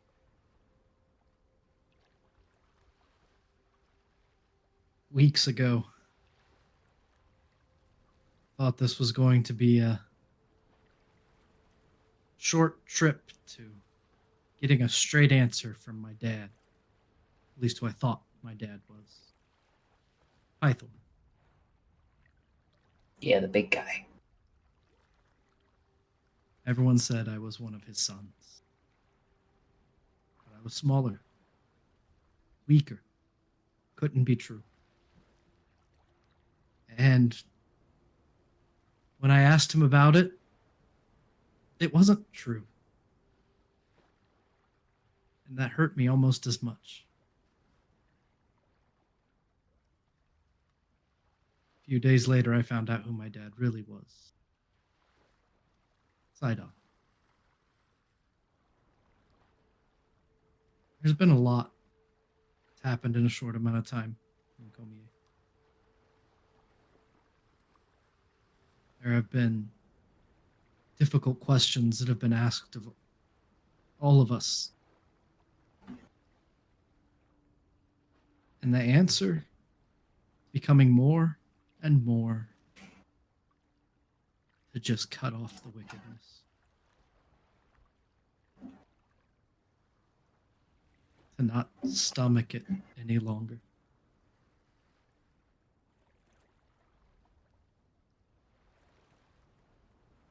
I don't know if I'm happy about thinking of it that way.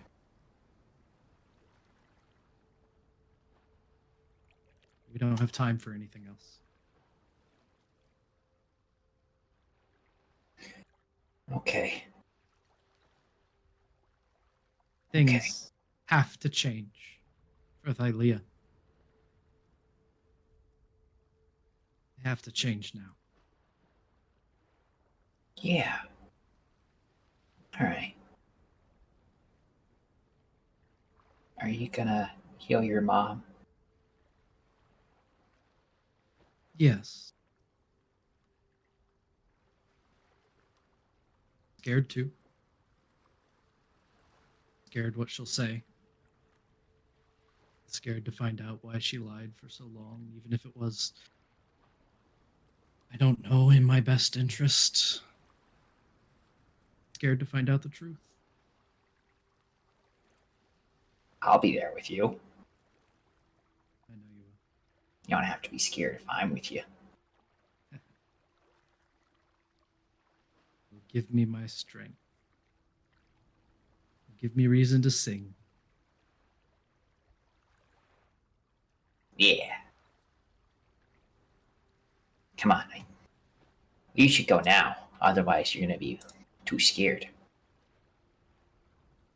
You're probably right.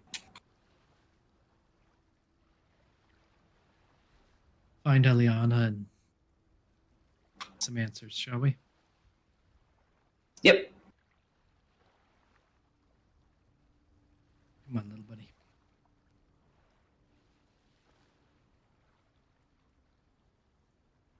And if you'd like, you can return to that scene. As you were so rudely interrupted before, unless anyone else has anything they need to procure Eliana to do or feel they would need to immediately do in the aftermath.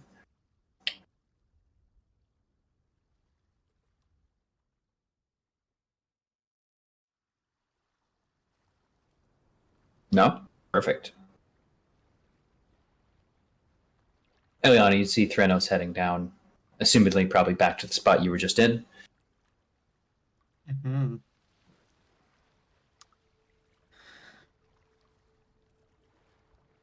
She's going to take a good 15 because she's not happy on the decision and just needs a quick second to be like, calm your shit.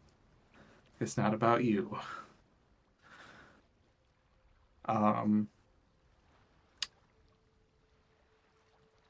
and then eventually meet back up.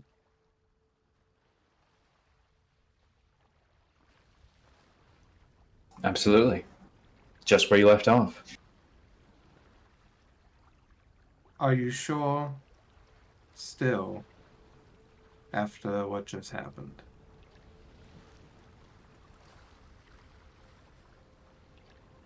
I think today is a day to find out lots of things.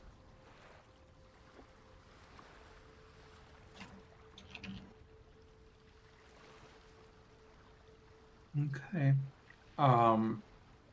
So again, she'll get her little baggie of diamond dust.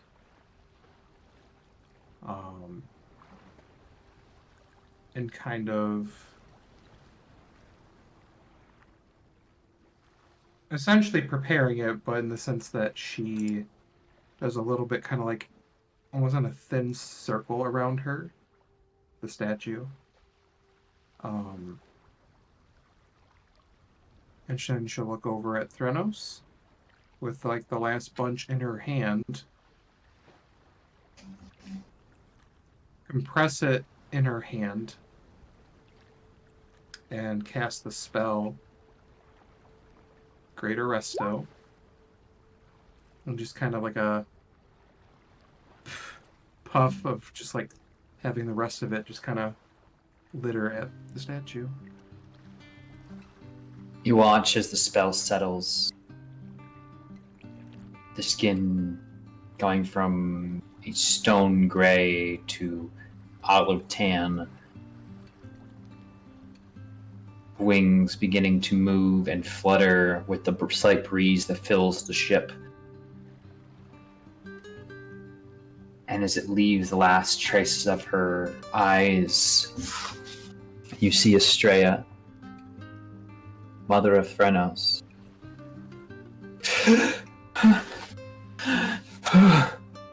As her vision clearly is clouded and unfocused as she is returning back to this world alive and unpetrified.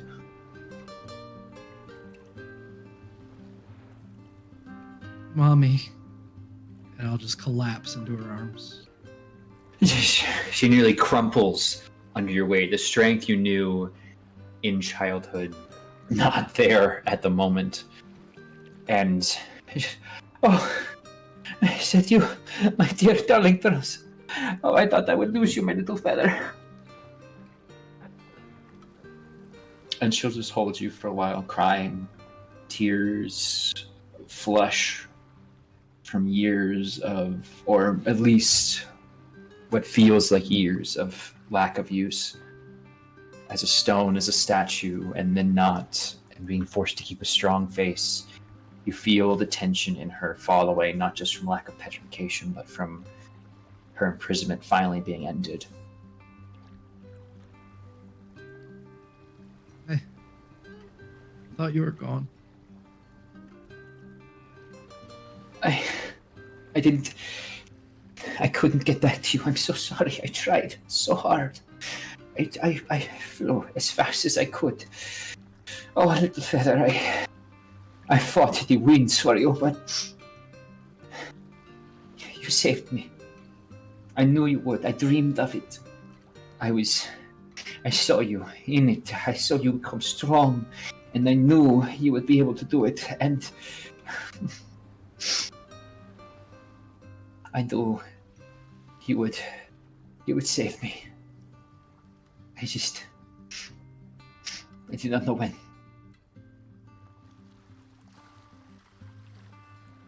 Missed you so much.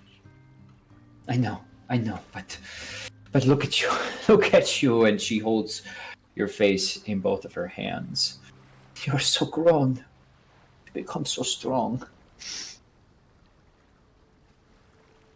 I don't know where you are, but I assume you have a ship, given that I was in a strange land. You sail the seas like a legend. Like the old songs. Yeah, but you're here. I am. I'm here, and we're together finally.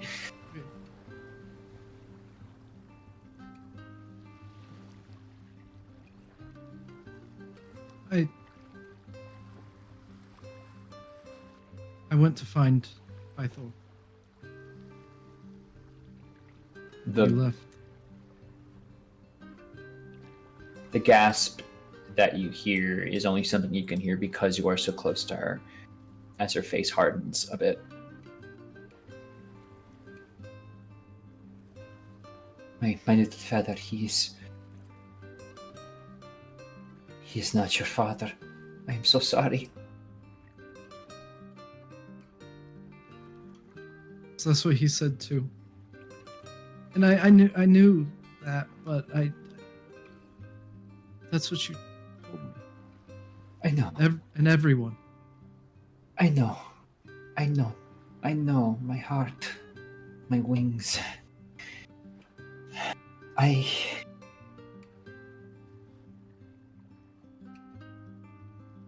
I made you a victim of my hatred, my pain, and you are none of those things, little feather.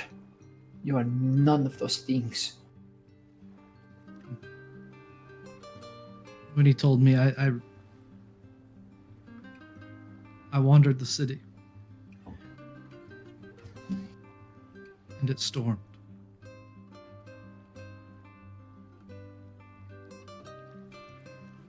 He is a terrible, terrible person.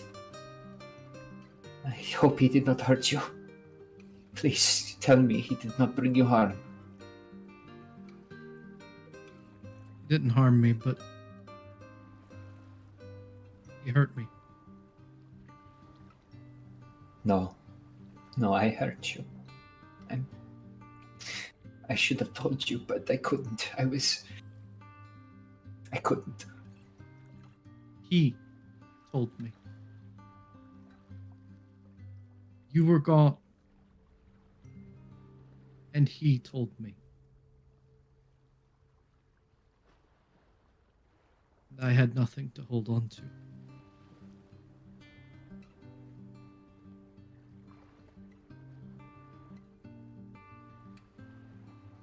I hated him. I hated him because of how I felt for him at one point.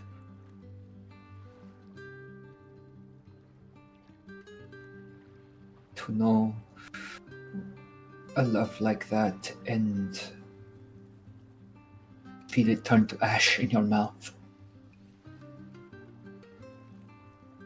Even now, when I think of him, I only hate him, and so I could not. I dared not. I refused to acknowledge him as yours, because you will never be his. You are mine, and you are your own. That is what I swore to you when you were born. What he is a mad, wavering fool. I care not for him or his works or his gifts. I hope you have done the same.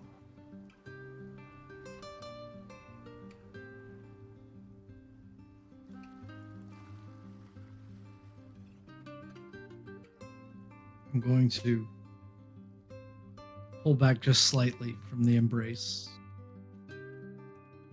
and look down at my own hand and cause sparks to leap between my fingers.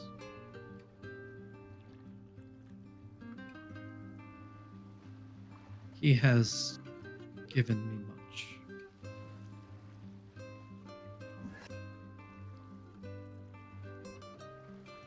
No.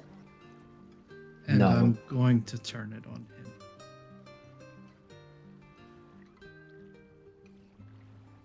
Every spark, every thunder,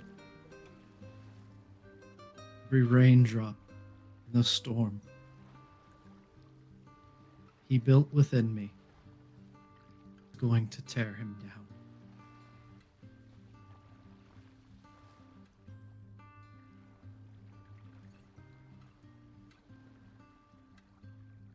You have grown so strong. I wish I could have been there to help you, but look at you. Look what you have done on your own.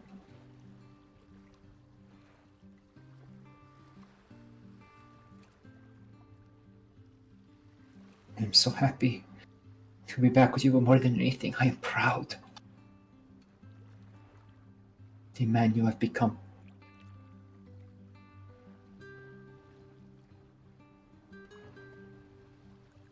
They call us the Oracle's Chosen.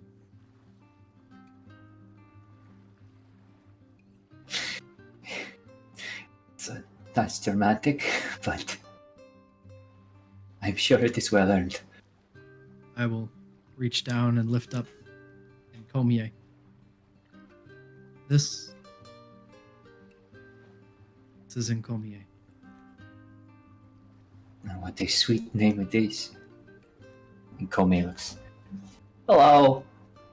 I think you're my grandma. I don't know if I'm ready for that title just yet. I think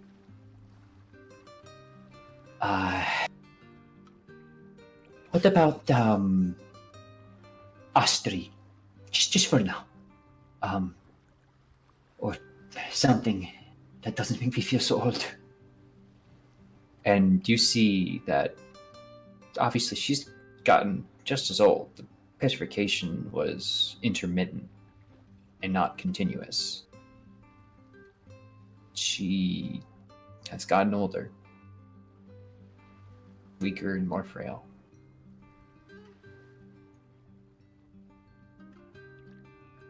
We're going to be new Dragonlords. My own son.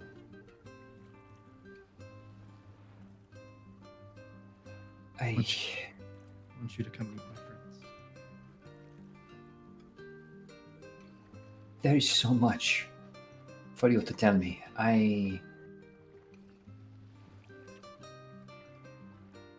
You will have to let me know what has happened since I left you.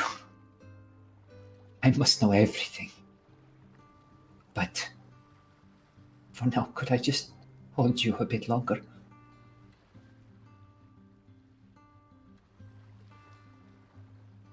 You sing for me, Mom.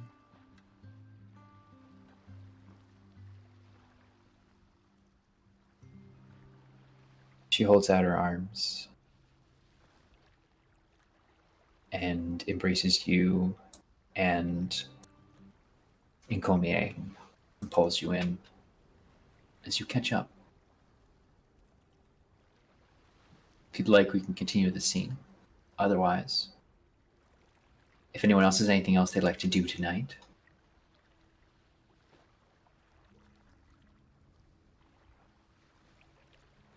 Is anyone going to help me throw this dragon's body over the boat? Several crew members and assistants would be happy to. Can we, hey guys, as we're doing this, can we try to be, I don't know. Part of me feels like we might be cursed. Maybe. For this. I don't know. Okay. Right. 1, 2, 3, lift, everyone. Lift with your back and twist it. They use wooden boards to create leverage to lift it up, and then folks with rope and other things that were able to slide under the dragon are able to haul the body up and then tilt over as it flashes into the waves below. Ooh, I hope that doesn't come back to bite us in the ass. Unlikely. More than likely, the sharks will have at it. They are quite ferocious. No, I don't mean literally. I mean the consequences of killing a dragon on behalf of a titan. During the Oath of Peace. You realize you're talking to a spectral figure. Yep. I know. I wouldn't know much about that, but I figure a lot of dragons have been killed in the name of a titan before. So, It's not going to make them any harder to kill.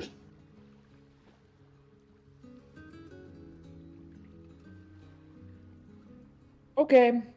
Well, later, guys. And she's just gonna go down below deck and like freak the fuck out because she has no idea what's going on right now. None. This is the most clueless she has felt this whole time. That's saying something. Yeah. This is probably the worst.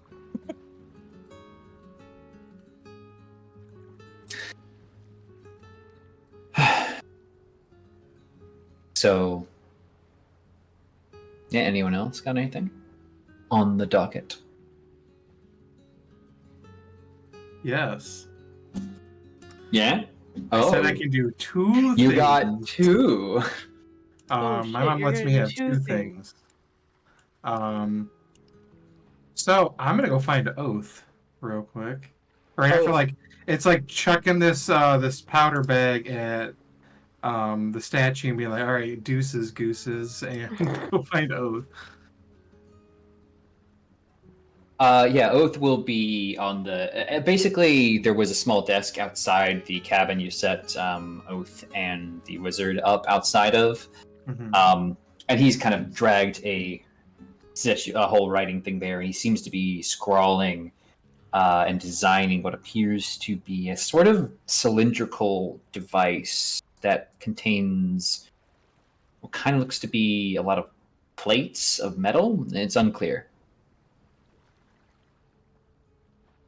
The design is foreign and strange to you.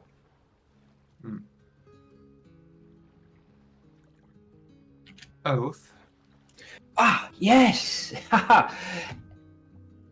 Eliana Logide, yes? Correct. I need you to come with me for a quick moment. Is this about Enigma? Yes, it is. Fantastic. I already have him sequestered into his room, and, well, I've been playing nursemaid the last few... Oh, I won't get into numbers. So...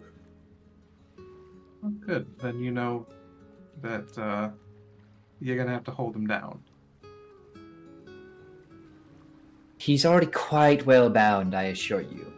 Oh, Please. I have questions that I really don't need answers to right now.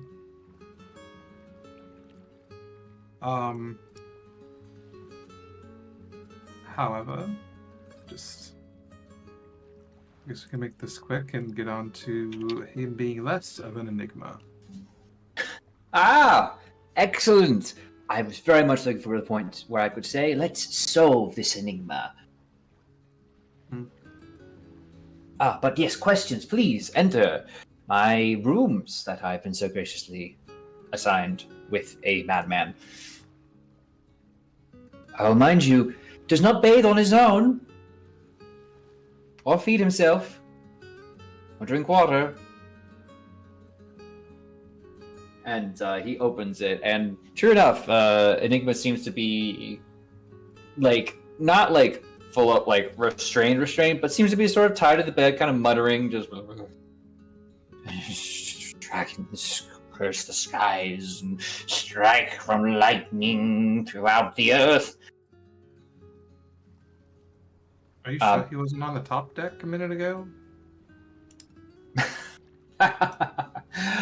Yes, the local burst of thunder caused by, I'm assuming, one of the primordial deities of this realm. Those are noise. Smells a bit different. A little bit of a few things, but... Oh, of course, yeah, actually. But no, he's here the whole time. Just started saying that. I mean, he says everything. Give him a moment to be talking about ants. I would genuinely wait a second and see if he does start talking about ants now that's been brought up.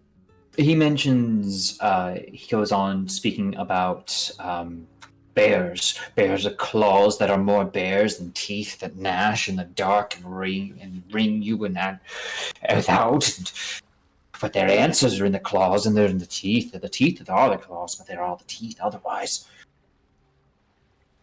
And around, and there's no mask, but there is a mask. You have to not see beyond. I will look directly back at Oath, and how has he not driven you mad? Oh, and he motions toward a candle mold that he seems to be in process, as he can then show you he drips to be a perfect fit for his ear canals that he pops in and goes, they work great! Right. What? Well, I did a thumbs up. So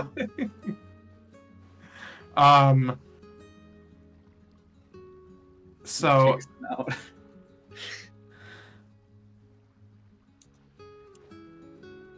hopefully this works, and she'll grab the other bag of diamond dust and kind of have it prepared around Enigma. Mm-hmm. And just like last time, just kind of clench the last bit of powder, say the words, and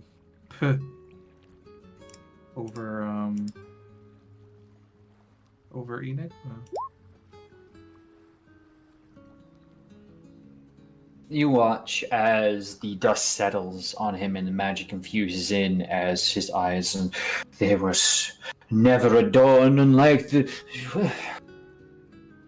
And he pauses and... I am not where I once was. I am quite detained as well. I'll go at Oath and then back to him like, I know this is going to sound odd, so please bear with me. What's your name? What is my name? Are you not... I did try and transpose myself. Yeah, and you see he tries to reach up and stroke his beard, but does not. Yes, all right. Well, in that case, I am Ildor. It is a pleasure to make your acquaintance. Now, if I might know your name, so we're all, even as it stands.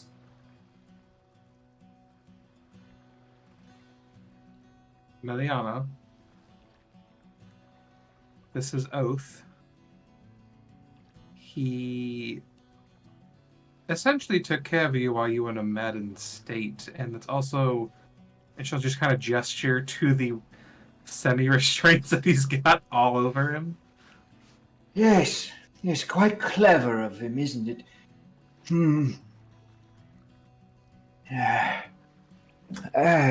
Thank you, Oath.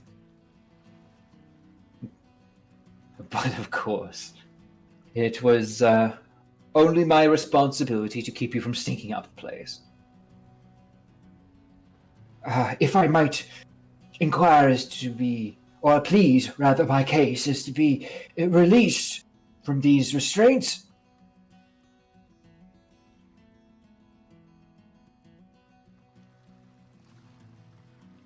Okay. I just need like a quick and I will kind of just take the... I honestly don't know if I have a silly little... Get a knife on you. There's probably a knife in the workshop, even. Oh, probably. He's got some. We'll just kind of borrow. Nab that little bad boy right off his table. Right. And breaking his binds? Yes. Ah. Oh. I have not grown younger in my travels, it seems. What occurred to my mind? Truly concerning. I thought I had quite a defensive array in place, but it seems not. The magics of this land must be great and mighty to put me in such a state. Where are you from? Well, I suppose that depends. What is the name of this land? Thylea.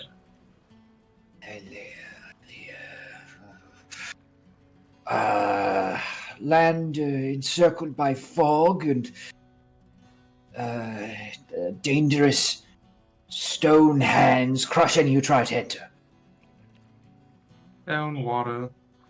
Pick your poison. Yes. Well, there's a certain, and he glances, almost like, kind of glances about the room a little bit, but you make an insight check here. Insight? I'm okay at that. No, you're just okay. A dirty 20.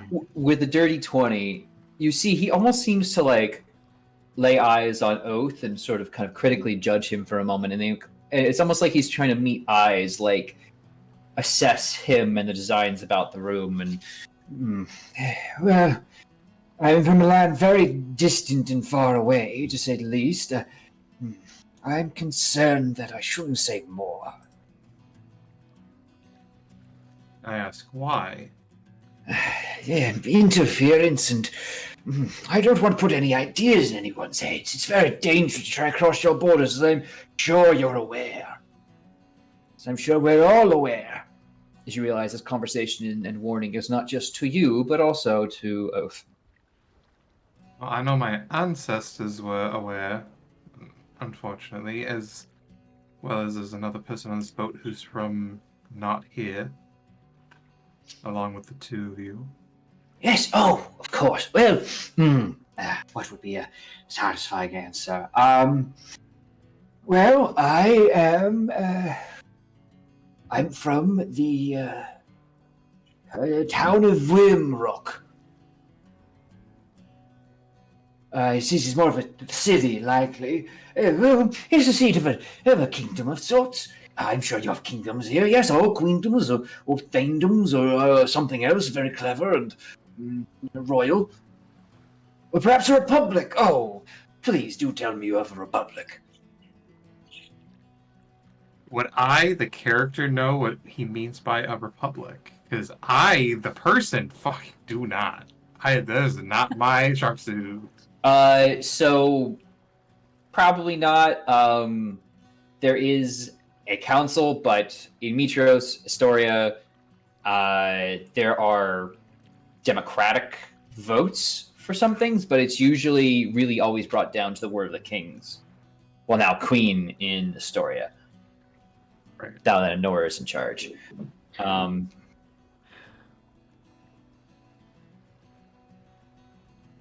So I'll tell him that essentially kingdoms with councils. Oh, well, work with what you got, I suppose. Yes. He pats himself. There are so many questions I must ask. But do you have a spell book of my... And then Oath will proffer the old book towards him. I kept this safe for you, and I think that comes with some credits. Oh, well, of course. And it almost seems to... He slides it into his cloak, but you don't see it sort of take shape beneath it. Right, yes. Sorry, throat's dry. Have I been talking a lot? In my slumber, I suppose? Madness?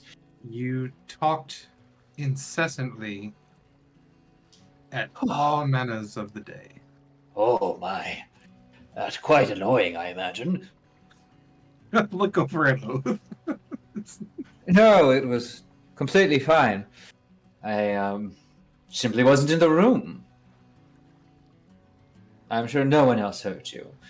And no one will rejoice and throw a small party now that you're no longer babbling incoherently, as opposed to the babbling you're doing now.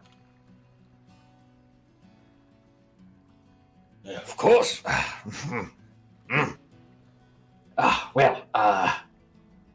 I suppose I have plenty of questions to ask, but should probably get something to drink and eat. My head feels a bit racy at the moment. Sat up quite quickly, it seems. And to get you acquainted that if it wasn't already apparent to the feeling beneath your feet, you're on a boat. Yes, of course, that would explain the rocking. Oh, I thought that was just my mind. You feel Oath's hand on your shoulder. Why don't I catch up our friend here on the local how-to-dos and the basics of our situation? I am sure you are weary from your battles today. Oh, battles! There was combat then! I just look Is this- fucked up. I'm like, nah, I'm fine. Very well. And, essentially, he's going to ask every question he can possibly ask about the setting of Thylea.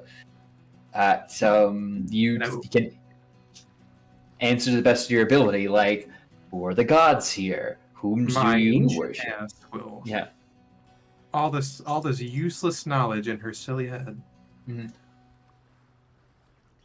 Occasionally, you'll find Oath chipping in what seems to be strange and like non sequitur words.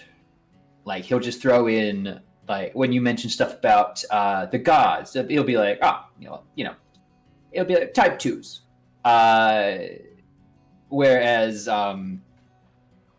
and the Ildor will sort of nod and like he tries to understand even what Oath is saying, but even it seems that Oath is perplexing to him. And with your passive insight, you'd think that Oath is probably even just trying to mess with him by either offering wrong information or by offering stuff very particular to where he is from that would make no sense to this guy, just to try and, like, I don't know, get a fix of where. Well, he's almost like he's measuring him a little bit from the looks you get from Oath. But yeah, anything else anyone wants to do? If that is, is there anything else you wish to ask Ildor or Oath? I'll try to, quid pro quo. Like, he gets to ask a few questions, I get to ask one that he'll, answer. Of course. He won't spill the beans on where he's from, but, if he can kind of answer what brought him here, if he remembers anything before the madness or during the madness. Well, a simple answer to that. Discovery, my dear friend. You see, your lands are quite sequestered. And there are many, such as myself, who would greatly like to know more.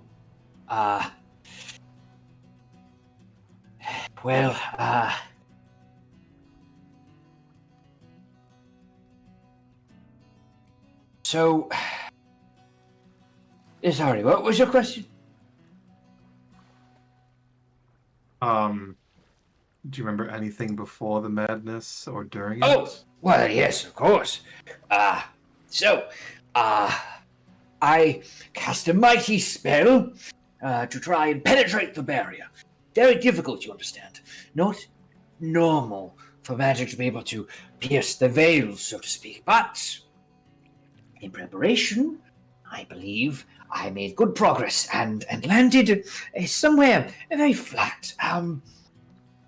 With the sea behind me and well, a great many quadrupedal folk about me. Well, surprising, to say the least. Learned they were called Centaur, and with a bit quick application of understand language, well, I was able to reason that they were taking me prisoner. But then, well, I fell asleep. I don't remember how I got here, so I assume you've done off with the ruffians. That is a way to put it.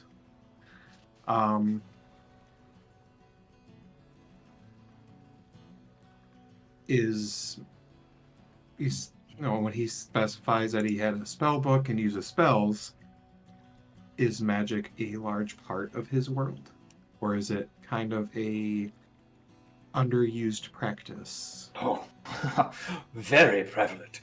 You will find many a folk from any backing and some even born with magic within their veins, it seems. But my particular brand requires delicate study. And he's describing a wizard, though obviously he's trying to do it in very gentle terms, like he might not know what he means. Mm-hmm. But it seems they have pretty standard sorcerer, warlock, wizard, paladin, cleric types where he's from.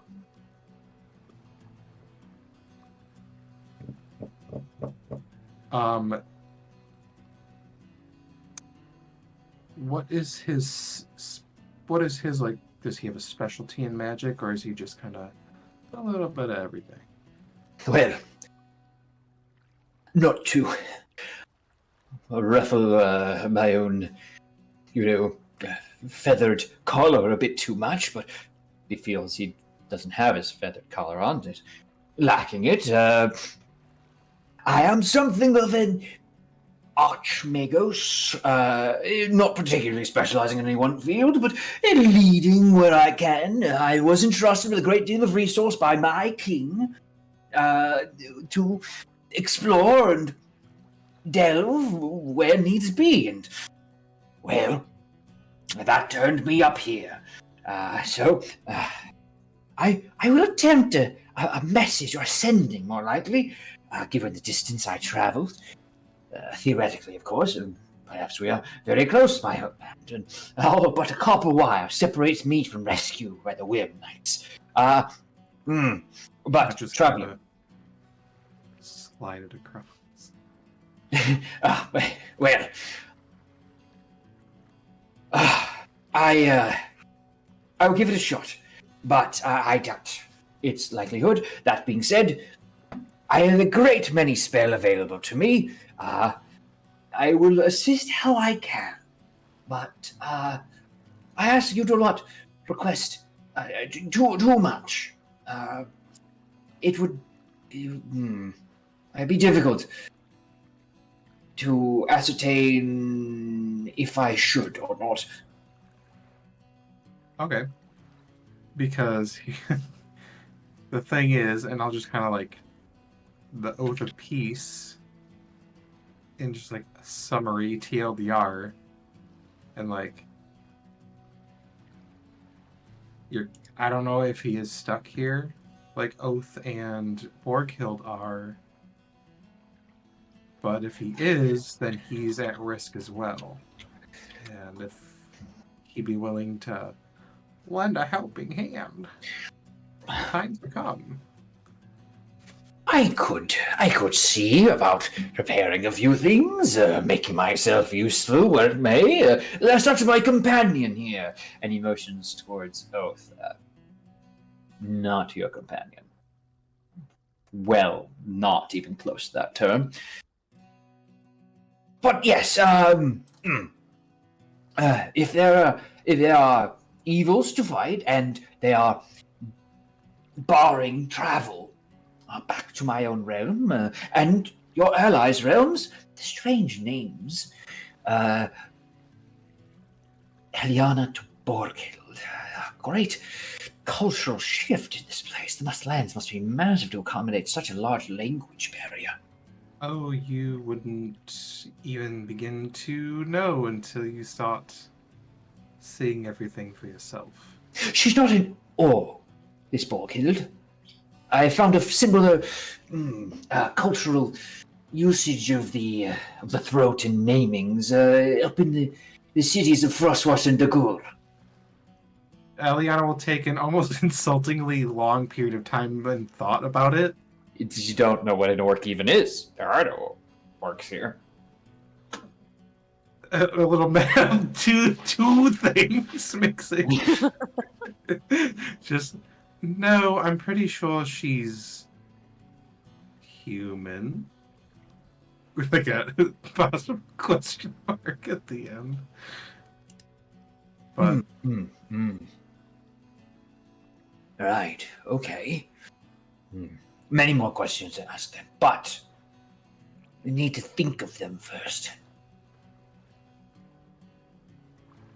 all right, So- well, it'd probably be best if you start meeting people before they meet you, so that there's not a strange amalgamation of emotions all at once. A fair point. A fair point. I will. And he looks out the rear window, and you don't remember there being a window in this room. It seems one's been built by Oath. And it looks to be a night. I might try to rest my bones. I would love it at this point. This is when Cassius comes snooping. Ah! My goodness! A four-legged worm! Oh, what? I mean... Wait, no. Are there dragons in this land? Fragments of the divine themselves? And Cass just looks... like, expectantly, like, kind of seems to hear fragment of the divine and like... Hell yeah! You're absolutely correct.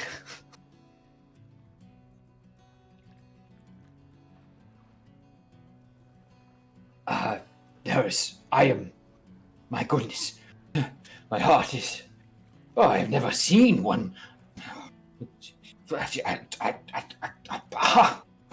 I would... This is unprecedented. You have a full... Well, not full, I assume. Not a full-grown dragon. Is this a full-grown dragon? No, Cassius is a few days old. Days? Look at the size of it! Look at its teeth!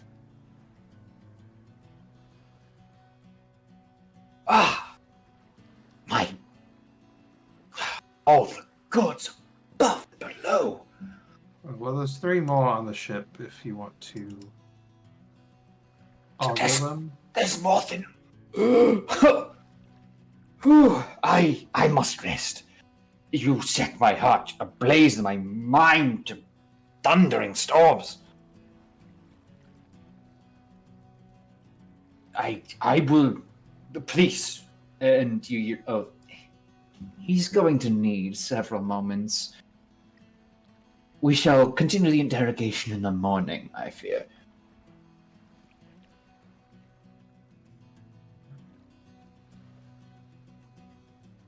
And he'll whisper down into you. His land does not have dragons in... Well, since longer than you've lacked dragons. Much longer than that. There's something of a legend by him.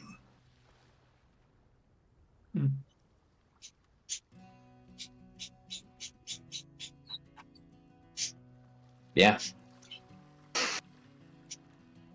But yeah, do you leave your former Enigma be? Do you continue on questioning, or? No, I'm leaving him. I got some bruises and scratches to sleep on. Sounds good. Is there anything else that anyone would like to do with the end of the 34th day of peace and the beginning of the 33rd?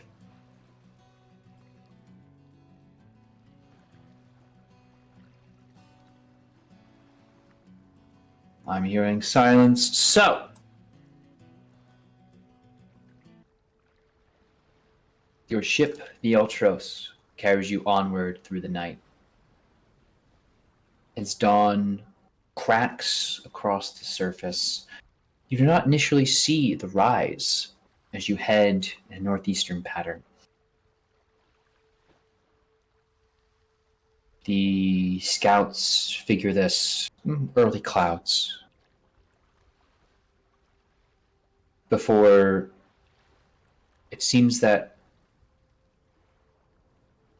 once breakfast has been passed out, a note of minor alarm brought to all of your attentions. You are asked to step aside by the sailor bearing the news. And you can if you wish, or let the whole crew know. So, saw a head shake from Calliope, so I assume in private. I hate to alarm, and this is probably not even cause for it. But there is an island on the horizon in our path. But it does not match any of our charts or the Antikythros. I would ask you all, please come and see for yourselves.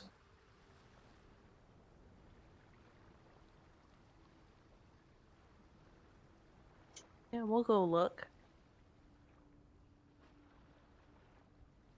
Getting up to the top deck and looking out over the horizon, you indeed see a great form clouding the early morning sun. And consulting the maps the various lookouts and navigators have brought before you, it does not even match any historical records or current ones of the various peoples and places you've met. But looking through spyglass and other means of enhancing your vision, vibrant greenery grows atop the brown scale-like rocks of the landmass.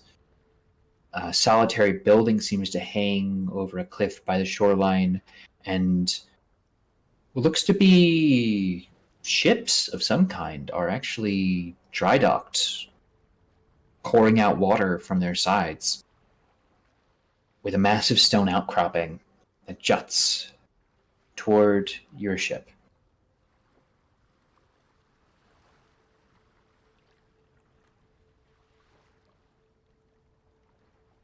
Would you like us to head toward this?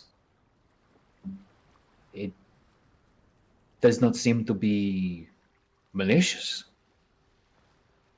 Is it moving towards us? That's not moving at all. We're moving in. Well, in our path. Oh, And none yeah, of us we're- know what this is? Not a clue. Though in your vision, Borkild, you do spot a longship. We're going. Just to give it a quick look, see? Color me intrigued. Understood. We set sail. May good fortune favor us. And as you get closer, you'll watch as the shapes of figures come into view. You approach, you even see some of them waving. Their forms are strange. Some bear horns on their head, others are strange of skin, almost seem to be lacking noses. There are elven faces with fins and gills, and a number of the ship designs are alien to you, nearly. But what is most alarming of all is who would have the highest passive perception? I do wonder, because I'm pretty sure it's Eliana, but if anyone has anything... Probably. It's like I got an 14 18. on mine. While you're all looking over, I have Eliana, 19. you'll see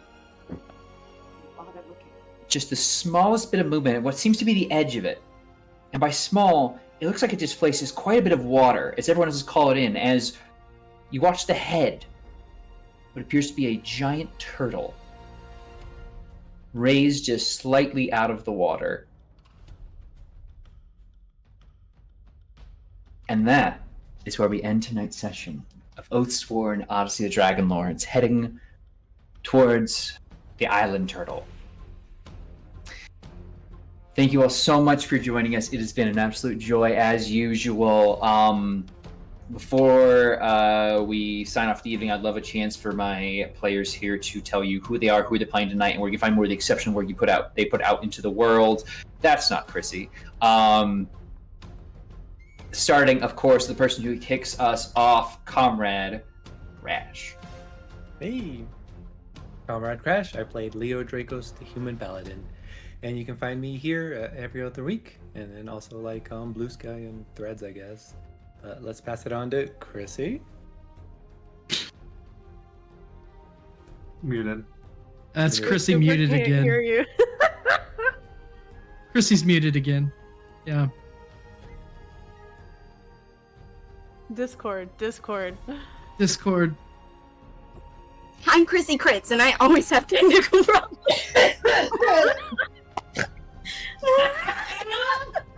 Hi everyone, I'm Chrissy Crits, and I can be found all over the internet at Chrissy Crits.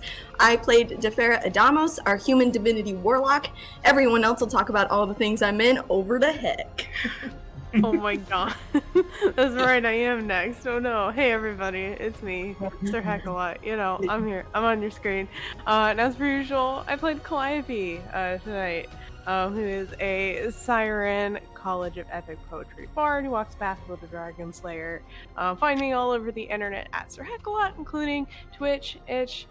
I have a Twitter account, I guess, but go over to Blue Sky. It's a much better experience. Find me on Blue Sky, etc., etc. Best place to figure out where I'm going to be in the TTRPG space. I don't know. I see what's about to happen.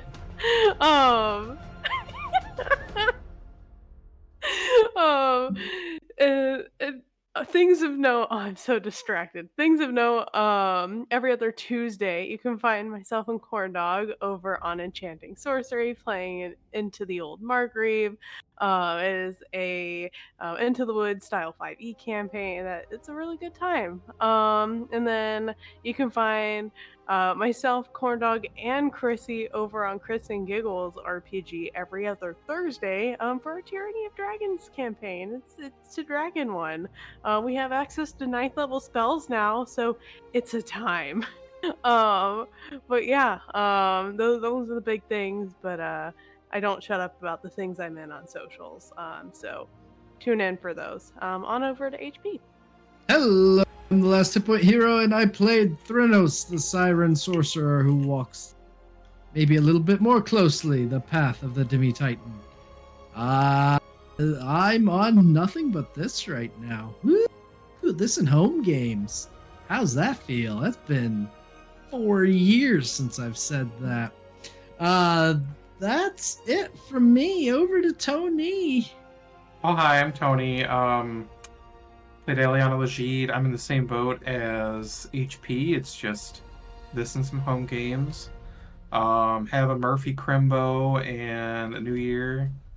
Because I don't know if we play in 2 weeks, but if we do, I will not be here. So,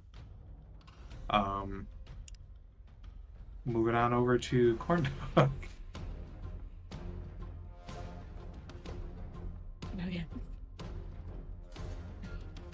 Okay, it's me. Hey everyone, it's Corn Dog.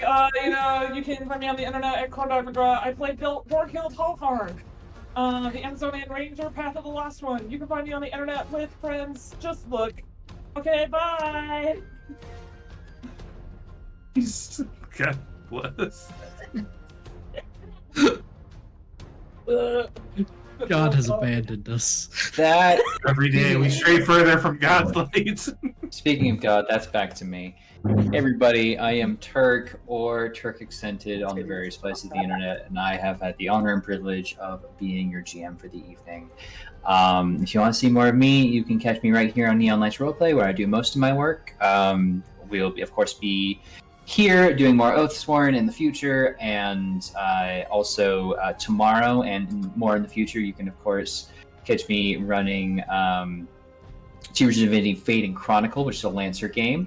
It's been super fun thus far. Beyond that, this last 2 Thursdays are actually the end of my Delta Green Impossible Landscapes game. It's been 4 seasons, and we're coming to a close with these next 2 Thursdays. So keep locked onto Lost Caravan. That'll be kind of an end for a lot of things for me there. So looking forward to that. That being said, thank you all so much for being here. It means so much that y'all were here. Thank you to all my amazing players. Whether they be those who are actually here or those who were stepping in very briefly to say outros.